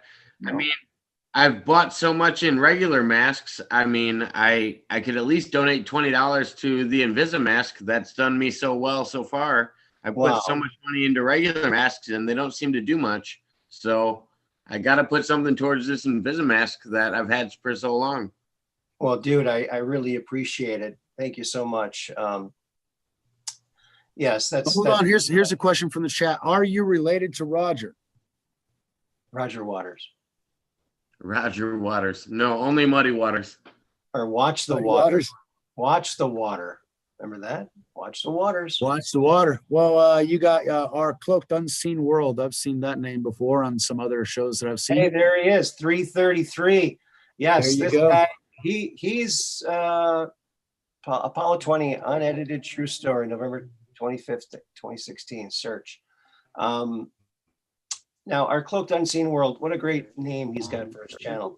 333. Now, this guy is a Tesla guy. He knows a lot about Nikola Tesla. And so he always Couldn't tell from the 333. yeah. I think one time he did like a 963 or something like that. Yeah. And I figured, why do you do that? Oh, I finally figured it out. Oh, it's because of Tesla. Thank you, our Cloaked Unseen World, Ryan. Thanks very much. Go check his channel out. He takes these crazy videos and sees lots of things in the videos. So go check him out, our Cloaked Unseen World, and see what you think about his stuff and give him some support. Thank you so much, you guys, very, very much. Don't forget. I've seen him send in videos to another channel that I watch. And yeah, he's our Cloaked Unseen World has some pretty decent stuff on his channel. So yeah, that's pretty good. I didn't even know he was watching. That's pretty cool. Yeah, he's a good friend of mine. He's a good guy. So what was I going to say? Oh, tomorrow, friends, remember now, tomorrow is our big show with Andrew D. Bishago, The Quest for Truth, with Andrew D. Bishago. And of course, we're doing the Project Pegasus proofs every week. We've done 2 of them so far. One was the Owensville, Indiana incident, where he and this friend in the program, they traveled back to 1939, and they wrote that they were kind of insulted by a shop owner, wouldn't sell them candy because the dollar bill was from 1965 and it was 1939. So they were. This doesn't exist yet. They felt a little bit miffed by it. So, and they weren't treated very nicely by a few other people in the town. So they decided, well, they found some chalk. I said, well, let's make a little message. So they wrote on the sidewalk. This was December 7th, 1939. So Andy wrote, "Remember Pearl Harbor." Of course, 2 years later, Pearl Harbor happened. And so that mystery's been solved now. Andrew did it. And then last week was the Harvey Catchpole incident. And you can watch last week's to get that one. But this next week, we're going to talk about Garth Brooks, because he might be one of the people who was in the program. And seriously? Yes. Garth was born in Yukon, Oklahoma. There's a street named after him. He grew up in Tulsa. I know my uncle. Yeah. Well, now, yeah, my uncle has a house there in Yukon. So he met, oh, really? So he met Garth. He thinks it's Garth. So they were teleporting or time traveling from 1971 or 1972 to 2010 in LA. And that's where he met this guy, the other kid in the program named Garth. He said, "What's your name?" He said, "Garth." And Andrew thought he was talking about his last name. He said, "What kind of name is that?" And Garth said, "It's a name. What do you mean?" And so he said, "Well, where'd you grow up?" He said, "Tulsa." And his birthday was February 1962. So those. That would be Garth Brooks. I love his music. Garth Brooks. Also, he said that since they did time travel in the programs, no one in the programs were allowed to trade stocks. They only allowed them to buy one stock, which was sold by Garth Brooks's father. He worked for the Oklahoma Power and Gas or something like that. It was they sold stock to the members of Project Pegasus because they weren't allowed to trade stocks, because obviously they could see trends, they could know it was going to be big, so they only allowed them to take that. And I looked up today, and yes, that's Garth's dad did work at an oil company, so it seems to all fit. Now and we're going to talk about this tomorrow, but I put a little message on Garth's Facebook page. It was up for a day and a half and they took it down, and we'll go over that tomorrow on the show, but very interesting. I also left a message with Trisha Yearwood. But the problem is when you're trying to get a hold of these famous people, it's really hard to get a hold of them. There's no way to get a hold of them. So I just did like a public post on his Facebook page in the mentions section. It's gone now, but he might not remember. He might not want to reveal this. There's lots of reasons not to do this, but maybe he should, It'd be kind of cool. Aaron, so when Andy was talking about that the other day, he was talking about he was with another person named David, and I tried to ask about it a little bit in the last podcast that you guys did, or that he did, because he's the head of that podcast, The Quest for Truth with Andrew Basciago. And I was wondering, because I looked up the dates of a certain person that was born around that time with the first name David, and a person named David Miscavige came up. And I really wanted to know if Andy knew anything about David Miscavige, or if he had any knowledge of him in the project. And I thought that would be an interesting question. Well, I can tell you that it's not him. Okay. I had guessed too. I had guessed David Hall, but I was wrong too. It's a different David, and he's going to release that when I think after he's talked to him. I think it'd be great to get him to come out, because if you had two people talking about this Owensville, Indiana situation, that would really solve it, very much so. So let's check the chat. Oh my goodness, look at this. Connor McIntosh, he donated too. Structured water research, yes. Oh, and our Cloaked Unseen World said Apollo 20, unedited true story, November 25th, 2016 search. Thank you so much, Connor. Really appreciate that. Structured water research. Yes, water has a memory. Yes, and I think we've all seen enough videos to know that, when you talk nicely to plants, they grow. You talk mean to plants, they die. Actually, that's on one of my channels. That's on one of my episodes. There are some Japanese experiments to where they actually spoke to water, certain words, then they froze it. And the crystalline structure of the frozen water was organized and everything else. And they had, you would say hate or fear or I don't like you or negative things to some other water. Right. You froze it and it was all chaotic.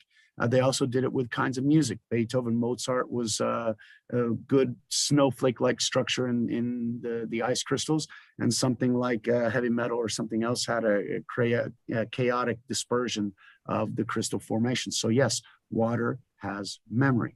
And yes, plants communicate through the fungus, through their root systems. They actually help other plants that are sick or feeling bad through the root systems.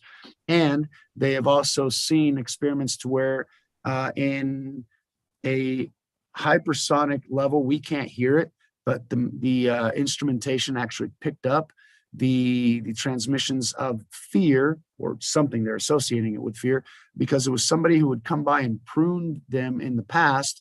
They remember that. And so when that person comes back, the plants feel an apprehension from that person because it hurt them in the past. So plants are very much aware, and water does have memory. So talk to your plants and say good things to your water. And say good before things you to drink it. yourself. And you can heal yourself by using your voice too, because the water in your body responds to your voice, right? Which is why we have to do things that lift others up. We can't be destroying them because that actually affects the resonance of the water inside us. There was something, I don't know how much this actually works, but somebody had mentioned to where you pour a glass of clean water and you say loving things to it, and then you drink it because you have altered the water, and then you take that water in an altered state and you drink it. So you're putting that good altered state into your body, and that eventually reverberates to the rest of the water in your body as well. Those are experiments that I'm not completely aware of how they organize the experiments, but that's the result that I have read about. So that's an interesting anomaly as well. So it's all Interesting. good. Yes, very interesting. And speaking of water, there's a big frozen bunch of water right here. And this is a very special map because it shows where the secret underground bases are, all the circled areas of Antarctica. Wait, wasn't that map the thing that took down somebody else's channel because they didn't want that information out? What? What? What do you say? We were talking about lots of water and water memory and crystallization. Of Yeah, I don't know what sort that of thing. was. Yeah. Interesting though, huh?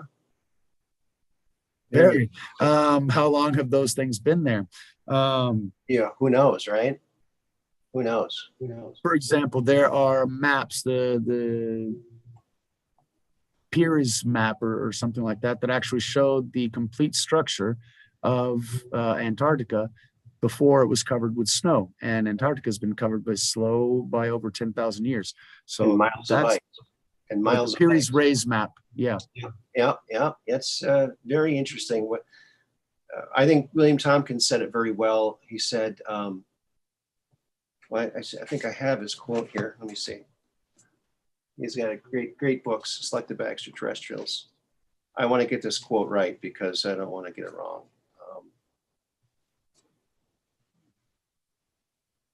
Okay, that's not it. Great book. If you haven't read it, I highly recommend it. It kind of jumps around a lot, but I kind of like that kind of writing because you're never bored. You never know what's going to be happening, or it's pretty cool actually. Okay, here it comes. No, that's not it. Well, I can't seem to find it. It's something like what we know is eclipsed by what we don't know. Like there's so much, no matter how much we know, there's so much more that we don't know that will. That's the basis of science. Every time you answer one question, you raise two or three more questions that you still don't have answers to, which is why you need to continue studying the science. Right. Exactly. Wow, I want to thank everyone in the chat. You guys are rocking here. Thanks, guys. Night. Thanks, Mud Rabbits saying good night. Yeah, it's getting kind of late. What do you say, guys? Should we wrap this one up? I think we talked about a lot of very interesting things. And I enjoyed Jake's shirt. That's a good position to be in, definitely. I want you all to join us tomorrow, 3 to 5 p.m. Central Time, 4 to 6 Eastern Time, for the Quest for Truth with Andrew D. Bashago. And you can call in via Zoom and ask Andy a question about time traveling, teleporting, when he saw dinosaurs, when he went into the future to 2045, when he saw teleporters like elevators. Incredible. I mean, we're so lucky to have a guy with that good of a memory giving us these details. What's 2045 look like? Because from my perspective right now, I'm not sure we'll make it to 2045.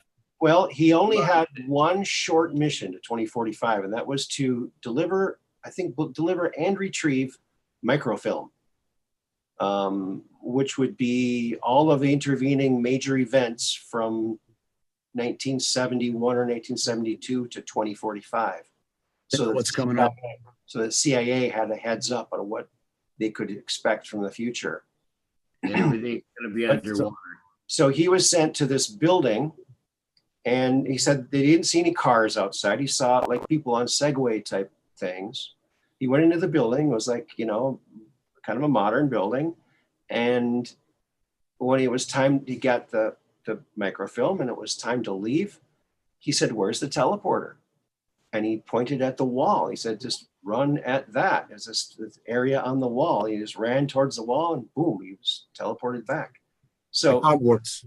From that, he's assuming that teleporters are as commonplace as elevators. But he only was in one building. So maybe it was just, government buildings or CIA buildings. Who knows? But But Aaron, didn't he say that it was underwater too as well? There was a lot of water in No, that. that was in when he went forward to 2013, and we went to the East Coast, and he found the federal court building underwater. Okay. 2013. Now that didn't happen. So they're assuming it was a different timeline, but I think it was something else. And I have to talk to him about this, because one thing that they say is that the mindset of the person traveling into the future can affect what they see. Like if you're expecting something positive, you'll get a positive future image. If you're expecting something negative, you get a negative image. So when they were preparing him to travel to the future to 2013, they put him in scuba gear because they were expecting him to go underwater. Well, if they're sending him expecting it, they might get that just because they're expecting it, because it's a probable future. Do you think do you think it's a probable parallel timeline, or do you think it's, because I've always wondered this with Andy, if he was being able to view parallel timelines and other possible things, especially with the Lincoln assassination, how he encountered different things on different interactions. It wasn't always the same event. And I was just wondering if it was just different timelines that were similar to our own, or something. That would be what I'm trying to explain in my book, is as far as the multiverse. What happens is every choice that you make opens up a different timeline. So any alteration in activities or that sort of thing will create another parallel universe going along those decisions. Because a part of you in the quantum world, every decision is made. So the majority of you chooses this. And so that's the reality that you will believe in. But if you have latent thoughts or anything else, there's a small probability of you that will also choose something else. That reality also exists at the same time, because there were two extensions of the same reality that just diverge. And so every decision you make creates another multiverse. Now, the thing is that there are limited amounts, because the decisions that people make end up culminating into different probable realities. And so you have these big balls of probabilities going off in different directions of time. At least that's the way I understand it. So every trip back to the past would be a different probable time possibility. Let's put it. And I actually asked Andy about this on a show prior, and I compared it to marbles in a bowl. And I was questioning if the fact that, like, the closer marbles were realities that were closer to your own, the farther you got away, that the more distant those realities were to your own that you were personally in. And he even speculated on it, and he said that wasn't what he was talking about. And that's why I was asking Aaron. I didn't know what he might have thought about it, or what he thought it might be, because I couldn't understand what Andy was explaining in the last one when I had asked him.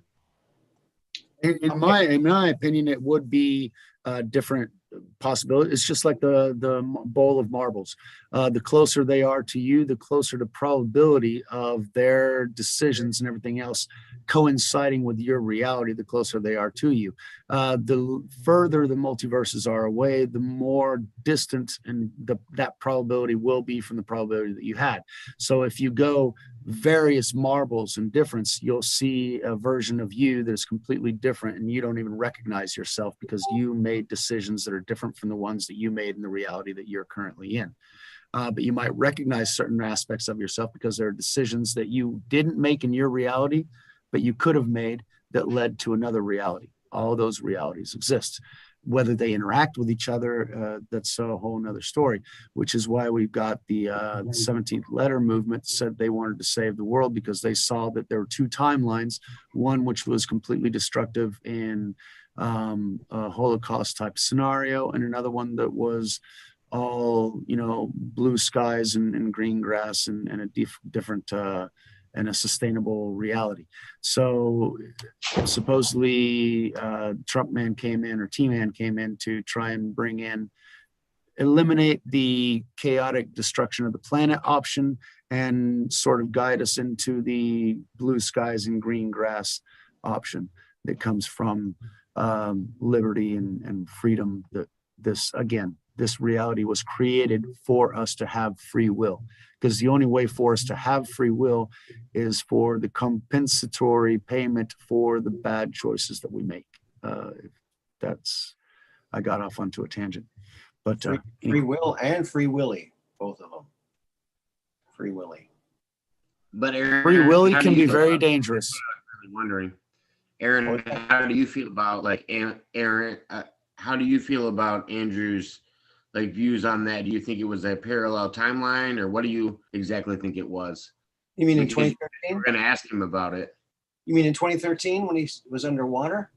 Well, any of it, any of the times where whether it was the Lincoln thing or whether it was the time where he encountered the underwater future. I just wonder if it was a parallel timeline, if it was an alternate reality. I don't know what your view of it is. It's really tough to know. I mean, it's so complex. No one knows. I'm just saying your speculation. I mean, of course, we don't know. One thing that's interesting about the Ford Theater is one of Andy's claimants is Bernard Mendez, who worked for Nixon. And Nixon wasn't sure that they were really time traveling. He wanted Bernie to go check it out. So they put him in the program.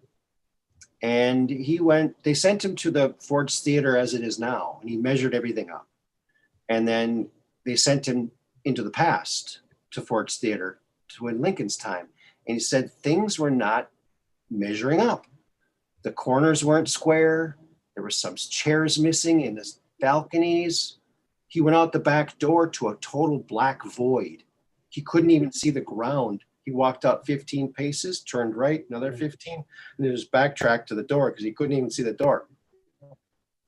And when he went up to the balcony, he was like leaning over the balcony and he was like holding onto the railing, and he jumped off like John Wilkes Booth supposedly did. And part of the wood railing broke off in his hand when he jumped off the railing of the balcony. And he took that piece back with him when he time traveled back. And it wasn't wood. It was some kind of wood-looking plastic. So what the heck was that? So then there's a conundrum. Okay, so what exactly was it? They obviously didn't have plastic back then. Was it some kind of construct? Was it maybe they were taking the images of what happened in the past and solidifying it in some kind of way? I don't know. And he was on the holodeck, and when he left the theater, he went into the black construct. It's not like the Matrix white. All of a sudden, it might be black. We don't know.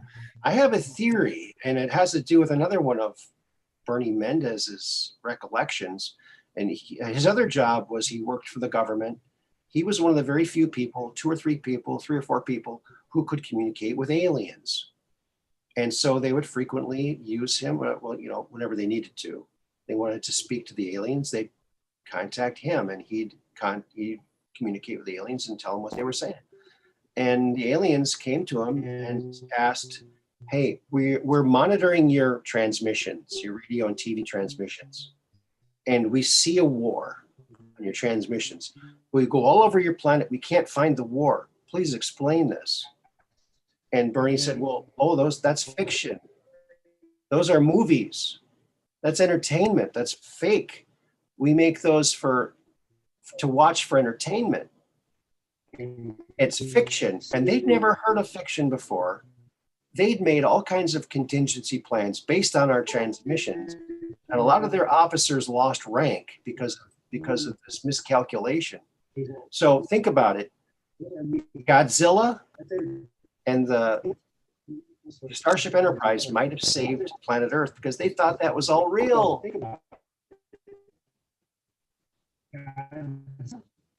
Okay. it makes sense because it's what we were transmitting out. But do they still think that Adolf is our leader? Because that's the first transmission that made it off Earth. No, I don't know. All I know is this one thing that they talked about. Another incident, he said, they were opening up these portals to other dimensions and shooting these cylindrical metal probes in with electronics to kind of track them. This was in the 60s and 70s. And they lost track. They didn't know where they were going. And the aliens came to him and said, hey, you are sending things into our realm. You don't belong there. They're hitting our ships. You're causing damage. You need to stop doing this. And Bernie said, well, we didn't know. Could you show us how to go into these places? They said, yeah, we'll show you how to do it. So they gave us several of these different areas, to go to explore that are kind of in between time space that are undetectable unless you enter them some kind of electronic way. And that's an alternate dimension. So one of these alternate dimension, yeah. So one of these might have been like a false Mars, like a set, because one time Bernie brought a flare gun and gave it to Barack Obama, whose name was Earl. He shot it up into the sky on Mars. It hit the sky and bounced off of the sky. So was it just a set? Because remember now, they've been told that the things they were seeing on TV weren't real. So they might have taken that and said, okay, this is what they're expecting. They want to explore these places. Let's make this artificial area look like Mars. This is what they're expecting. That's what I think possibly could be. Well, it could be if you consider the deceptive manner of the adversaries, and there's one adversary and lots of minions of his, their deceptive nature, they are born on lies. And so you have to consider that they would be doing things to try and alter our perception of our own reality that would foment or push their preferred perspective on reality. And so we have to be very, very careful, especially whenever we're talking about other dimensions, because there are beings that are in those other dimensions and they were able to cross over. And that's the problem with it. Yes, I believe in extraterrestrial life. Absolutely. The universe is huge. The calculations that I made on the Drake equation back when the numbers are as specific as what they are now, I had at least 100,000 civilizations that are positioned in time evolution in our galaxy. But that was assuming that, planets around stars were like 5% and that sort of thing, to where now we're finding that 80% of the stars have planets. So many of those numbers have been bumped up.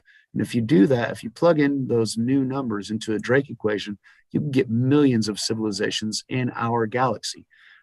So the probability that there is other life in the universe, absolutely. Now, whether or not that other life interferes with us, that's the basic question, because they're not allowed to, they're not supposed to. And the ones that do interfere are doing things that they're not supposed to be doing. And if that's the case, then we have to question all of their motives. So that's one of the big crux of the position. You have to search the source of the spirit that's talking to you. Okay, because if it's talking to you in a spirit of peace and truth and compassion and harmony, then it's coming from the source.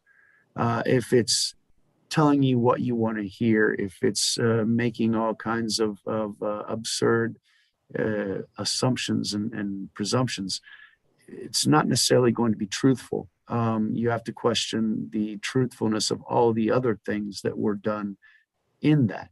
So the possibility of them creating sets so that you would go into this set and believe and then tell other people about what you believed from what you saw from this falsified set that would fit within their ultimate objective. Now, do I know that's true? No. It's pure speculation on my part. Absolutely. But that is one of the things that I usually consider whenever listening to all these stories. And if that's the case, well, plastic that looks like wood would fit perfectly into a scenario that they are trying to make you feel more comfortable with. And so it's kind of like Sherlock Holmes used to say, whenever you eliminate the possible, even the impossible must be true. Yeah. I love the fact that these other claimants that are coming forward to verify Andy's story, they're not saying exactly what Andy says. In fact, they have a lot of contradictory things, like Andy. But that's what you would expect from reality, because reality is contradictory as time. Yeah. Right. If they were all making it up, they'd all have the same story. They'd all have their story. But they're not making it up. The situation they were put into was made up, and it was all their different perspectives of that. That's a possibility. I mean, thinking about, he left the set and everything's black, and he has to trace his steps to come back. Right. You know? The fact that it breaks off and it's not the material that would be from that place, because I never expected you to break something off from that place. Right. All those things sort of tend themselves to it being a staged event. But how are you going to stage something to where you have to go through a portal to another dimension? And how are they going to stage that unless they know you're coming, unless they plan for you to come, unless they plan for you to see a certain thing and only see that certain thing? It's whenever you deviate from the programming where problems happen, where you see the black cat repeat, because the matrix skitzed at a moment, you know. So that's why we try and get away from the programming to find out what's real, because the more we follow the programming, the more the programming is self-fulfilling. It kind of builds on itself. I think that when you talk about what's real, that's really subjective, isn't it? I mean, what is real? I mean, what is real? Is it what you can hear? Is it what you can see? Is it what you can taste? Is what you can feel? All of those are electrical signals fed into your brain. So what is real? I think cartoon characters are real, and we are all dreams of cartoon characters. That's my theory. What do you think about that? I just made that up. Each one has the right. I was going to say each one has the right to their own theory. You know, that's what free will is all about. That we're cartoon characters. Most definitely, we are we somebody else's dream, or we're somebody else's nightmare. It could be. But am I your dream, or are you my dream? And that's whenever they were discussing. I don't know if it was Heisenberg or if it was Oppenheimer that was talking to Einstein back in 1923, to where they were discussing the quantum universe. And that's the same talk to where Einstein said, well, I don't believe that God throws dice. And that's the part to where God doesn't throw dice. All the probabilities do happen. But within that, quantum physics was already discovering back then that there had to be consciousness for things to solidify, because when you aren't paying attention, everything is a wave pattern. And when you are paying attention, it's physical matter. And so Einstein said, great. So that means that if I'm not looking at the moon doesn't exist. Whose consciousness is maintaining the moon in its place? And that's where the bigger question is. There is another consciousness that's maintaining all of this in place. And that was already written about in this book a long time ago, telling us about the created matrix that we live in. Is that the Urantia? How do you explain that to people? Is that the Urantia book?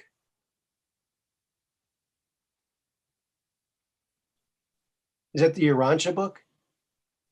Or no? Not Urantia. It would be the same thing as this one. Sorry. I can't see it. This one's harder to see. Oh, the Bible. Okay. Thank you very much. This is a student Bible. This has different ways of separating the information. It's easier to get to with a few separators on here. And this one was a graduation present from my grandparents. Right. So it's, you know, these are well used. Whenever I want to find something quick here, whenever I want to find something real and I know exactly where it's at, I use this one. So these books have told us about this holographic universe from the very beginning by the guy who made it, the guy who programmed it. He was telling us about quantum physics, because whenever we understand the reality of the world, then if we think that the thought processes that we have can lead to alternate multiverses. And so to reduce the negativity of the alternate multiverses, we must control the origin of what our thoughts are, because our thoughts generate the words that we say. The words that we say will influence other people, will eventually lead us to the actions that we do, those actions that change the universe. So if we keep our mindset positive, we will eventually have a positive effect on the universe, which is what Jesus was telling us in the very beginning. Be kind to one another. We look at the sin and we so know we shouldn't be doing that. I shouldn't be doing that. I would recommend that you not do it because it's not good for you, but you choose what you're going to do.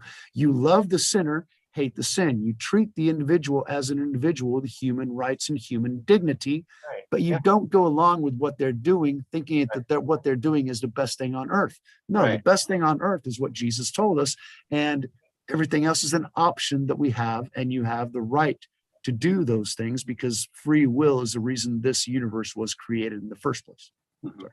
Now, when you talk about, God doesn't play dice, I disagree with that, because if God is omnipotent and omnipresent, God can do whatever the heck he wants. If he wants to throw the dice, he can throw no. Hold on. God is just, God is true, and he set up rules that he himself follows. Okay. For example, is he omnipotent, omnipresent, and can do anything, right? But he limited himself by the rules that he decides to play with.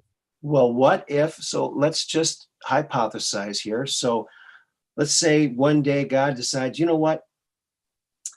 I'm just going to let everything kind of go for a while and see how it goes by itself without any kind of. Why would he do that? Because he's omnipotent and omnipresent, and he could. So, however, the fact that he would change his mind from one day to the other means that he is not the same yesterday as today, and God is always the same. Well, he doesn't change. That's not true. I'm just saying, very biblical text. But even in biblical text, why would he have the great flood if God was the same all the way through? If he's like, all right, I just want to restart this. Why would you have a biblical flood to restart? You had the biblical flood because Atlantis had taken all the things that we are starting to do today and had completely destroyed the fabric of the earth, because we had chimeras, we had genetic alterations. Everything on earth was corrupted and had to be destroyed because it did not have its original DNA structure. And that was the reality of Atlantis. But that's God wanting a restart, though. Yeah, but a restart requires that you have a base to start with, which is why he chose a certain person that was still relatively DNA pure, and his family. Now, the family chose people that were already altered, which is why those genetic alterations continued on after the flood. And we can even see in the writings. I remember a couple of years ago reading a Chinese Christian. Now, this was a bizarre video to watch, definitely. And he was talking about how the actual written language of the Chinese symbols and everything else, there were some basic words that the symbols made to create those basic words reflect back on the original 3 tribes that came out of the ark and that sort of thing. So even the story of Christ is retold through those, and it's really bizarre how it reverberates on a global scale. Yes, the world had to be destroyed. Why? Because there were creatures that came in with the objective of destroying humanity, and they almost did it. And they're trying to get close to that reality again, and which is why they want to alter our genetic structure, so that, that was their original objective. They want to destroy everything again.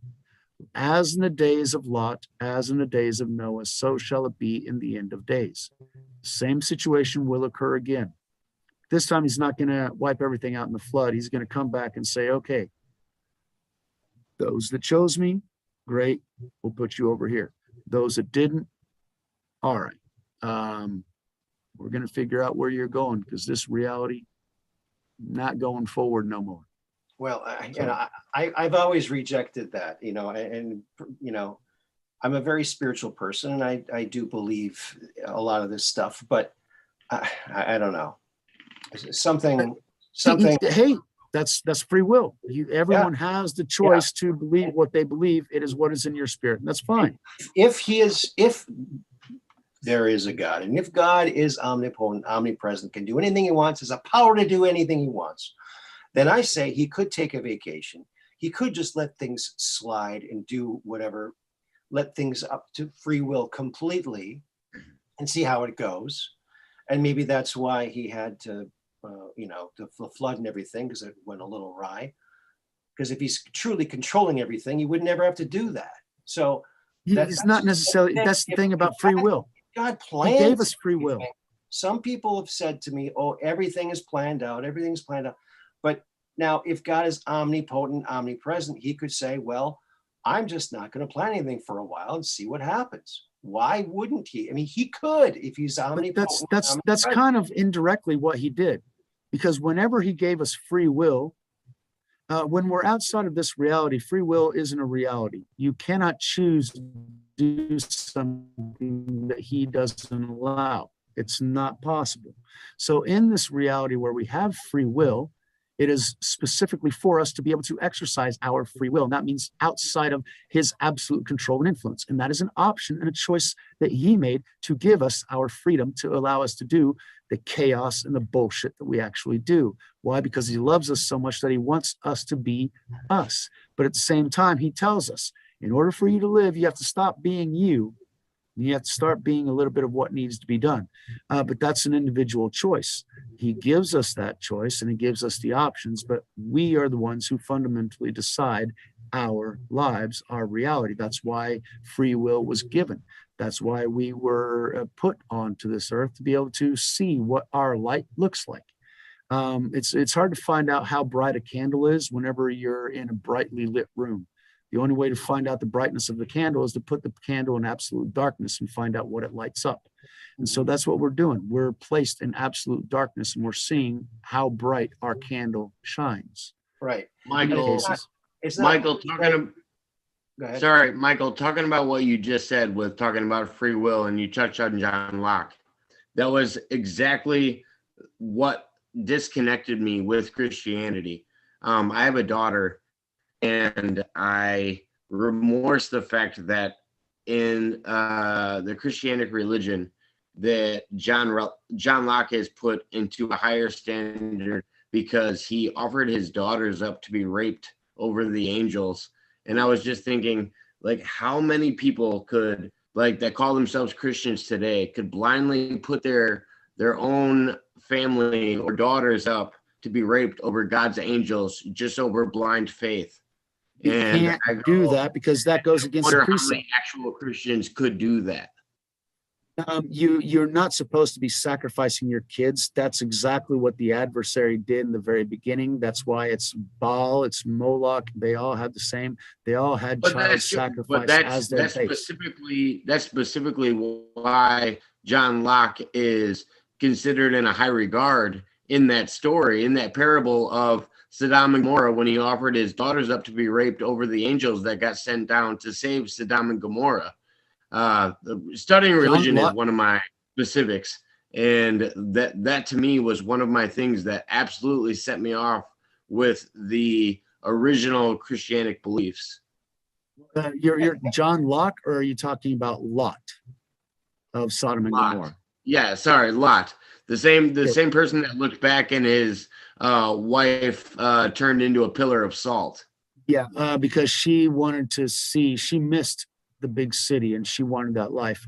And if you turn your back and you want the world again, well, you're going to get the world. And that means that you don't get what's after the world. As far as Lot, that was pre-Christ, one. Two, the angels were wanting, the people of Sodom and Gomorrah wanted to know I just think with what you just said, with it being pre-Christ, I think it's very interesting how a lot of Christians try to separate themselves from the Old Testament. Like the New Testament is their continuation there. If there's a phrase on May 4th, there was may the 4th be with you, which is like Star Wars, that sort of thing. I had a friend of mine who actually posted one that said, "May the 4th be with you," and it was 4 people burning in the middle of fire, and that was 3 people back in the time of Nebuchadnezzar, which was back in the times of Babylon. And 3 men were thrown into the fire. And when Nebuchadnezzar looked into the fire, he saw a 4th man who was like a child of the gods.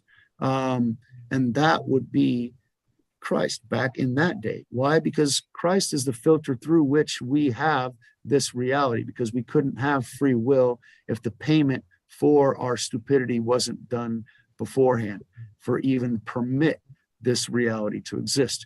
And so this reality exists because of the Lamb, and the Lamb was there throughout the entirety of it, so much so that there are many prophecies in the Old Testament that he had to fulfill when he was there. The New Testament is that the judgment is still there, but we don't necessarily have to pay it in full. It's been paid in full. We just have to try and be obedient kids, to try and show him where our fealty lies. And his fealty never requires child sacrifice. In fact, it's the exact opposite. Okay.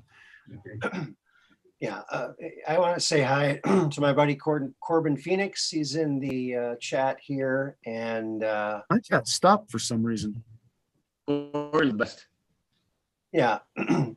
Hey, folks, it's getting kind of late. I think we should probably, I need to get some sleep so I can do my show tomorrow. Shadrach, Meshach, and Abednego. Dark Brain, thank you very much. That's exactly who I was thinking about.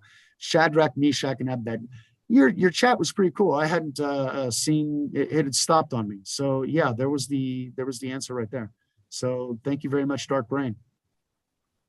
Thanks, Dark Brain. Now, another text that people might want to take a look at that I found very interesting was the Talmud of Emmanuel. Emmanuel is spelled Jmmanuel, Jemanuel, which was Jesus's original name. It changed it from that to Jesus 40 years after he died, apparently. But if you read the Talmud of Emmanuel, it's very, very interesting. It's basically the book of Matthew, but with no discrepancies. And a lot of Bible historians and people who study the Bible have concluded that there's a 99% chance that the book of Matthew was an edited version of the Talmud of Emmanuel, and less than a 1% chance that it was the other way around, because there's discrepancies in the book of Matthew and there's no discrepancies in the Talmud, which was found in a cave near Jerusalem under a flat rock in crumbled goat skin with resin.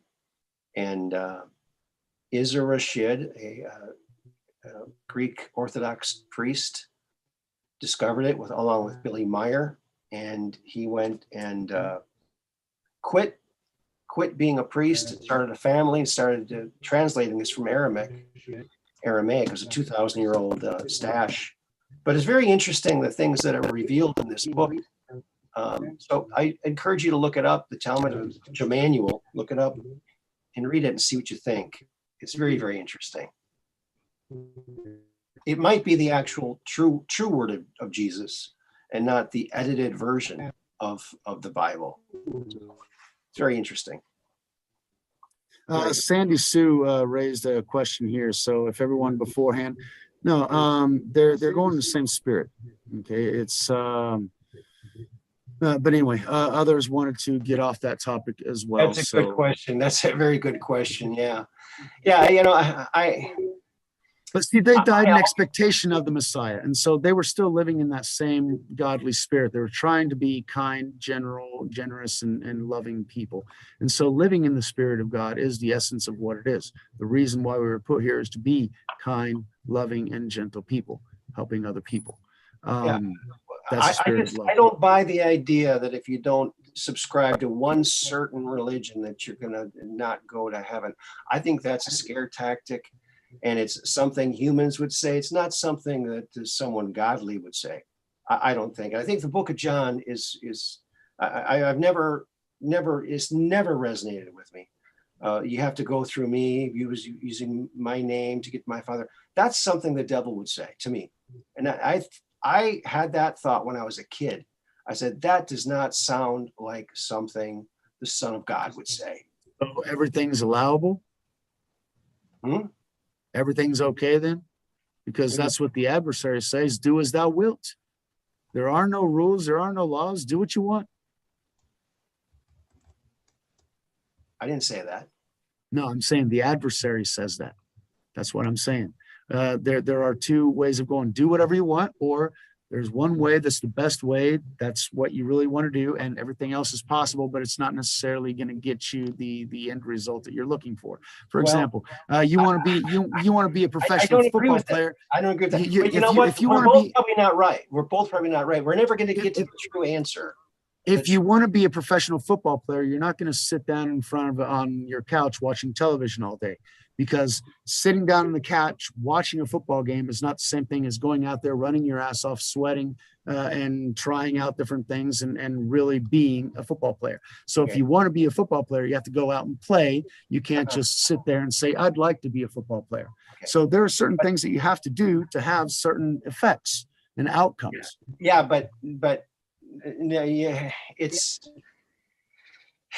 ridiculous to think that if someone could be living a very saintly life, saving people's lives, doing good things for people every day, spreading love, and being the perfect person, but just not being a Christian. So that person would then, according to Christians, would go to hell, even though they spent their whole life doing good things, just like a good Christian would supposedly do. So I'm not buying that. I just don't think that's true. I think that was a manufactured thing in the Bible to get people afraid and to stick with. Now, the premise that you're coming from, Aaron, is that some people can actually be good and wholesome and good people, and that means that they would be able to earn their own way into heaven. And that's there are some religions that believe that. The problem, Christianity, according to some Christianity. No, Christianity, your good works do not get you into heaven. No, absolutely not. You have to go through the name of Jesus. Now here's the thing. It's for example. Listen, hold on a second. Okay. If the devil was smart enough and tricky enough to pose as a snake to get Adam and Eve to bite the apple so they get kicked out of the Garden of Eden, wouldn't the devil be clever enough to pose as the Son of God to get people to follow him in his name, and then they go right to hell instead of heaven?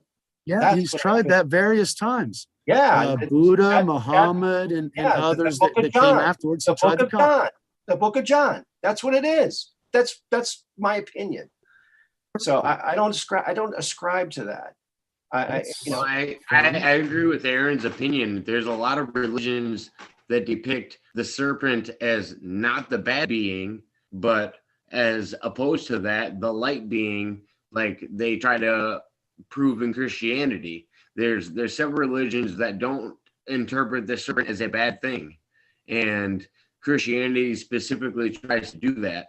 But all through history, we've had serpent beings and we've had these mammal beings.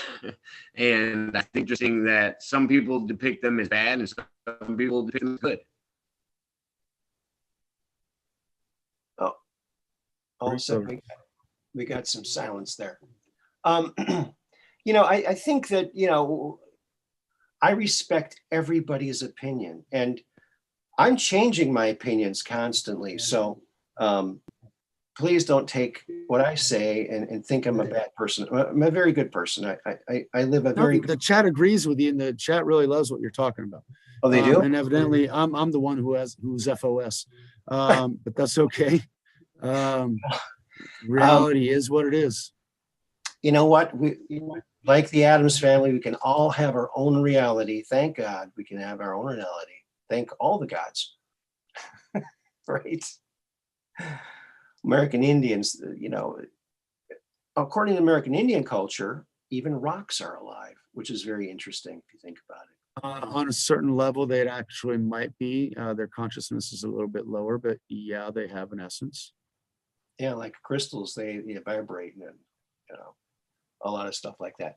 Well, I'm sure we're not going to solve all of the theological questions and debates in tonight's show. I want to thank everybody who came along, and especially my friend Michael Pena, and also Jake Waters for making this a fantastic show. We always are searching for the truth, and you know what? There's not just necessarily one truth, because everybody has their own truths. There was something that I was telling a friend of mine a couple of years ago. Actually, back in 2002, I mentioned to him, I'm looking for the truth, but the way that we look for the truth, each perspective has a different viewpoint of what truth is. And so what I tried to do back in that time is like a GPS. If you get 3 different perspectives or 4 or 5 different perspectives, what they have in common, that commonality ends up being a deeper truth than the absolute truth seen by each individual one of them. So what you get is that commonality. You get that central location, like a GPS signal on the truth, or at least that's the way I was looking at truth, because there has to be an absolute truth. Otherwise, there is no truth and everything is relative. And then if that's the case, then nothing really matters. Do what you're going to do, because existentialism, we're only here in this reality and everything else is bullshit anyway. I don't necessarily subscribe to that, but that's, only my opinion. And evidently from the chat, it's not the most popular opinion, evidently. No, But I enjoy everyone's opinion. Everyone, is entitled to their own opinion. And, someday, maybe we will come close to the truth, and maybe it won't resemble any of our opinions. That might be. I mean, we might wake up in heaven and there's SpongeBob. It's like, whoa, hi, Spongy. I didn't know you'd be up here. I didn't, you're the head guy. But going back to the cartoon world. Well, again, folks, it's getting awfully late here, and I think we're going to wrap it up. Thanks everybody for calling in. And to remember, tomorrow, 3 to 5 Central Time, 4 to 6 Eastern Time, on this channel, Andy's show, The Quest for Truth, where we're going to spend 2 hours asking Andy questions and getting very detailed answers and adding to our vocabulary.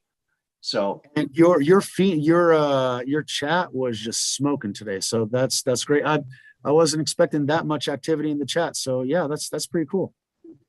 Well, thanks. Yeah, that rocks. Yes, the chat's been great, and you guys have been great too. Thank you so much. I really, really appreciate it. I want to wish you all a good night, and see you tomorrow, 3 to 5 Central, with Andrew D. Bashago. Take care. And God bless. Good night, Thanks, Aaron. Appreciate it. Great show.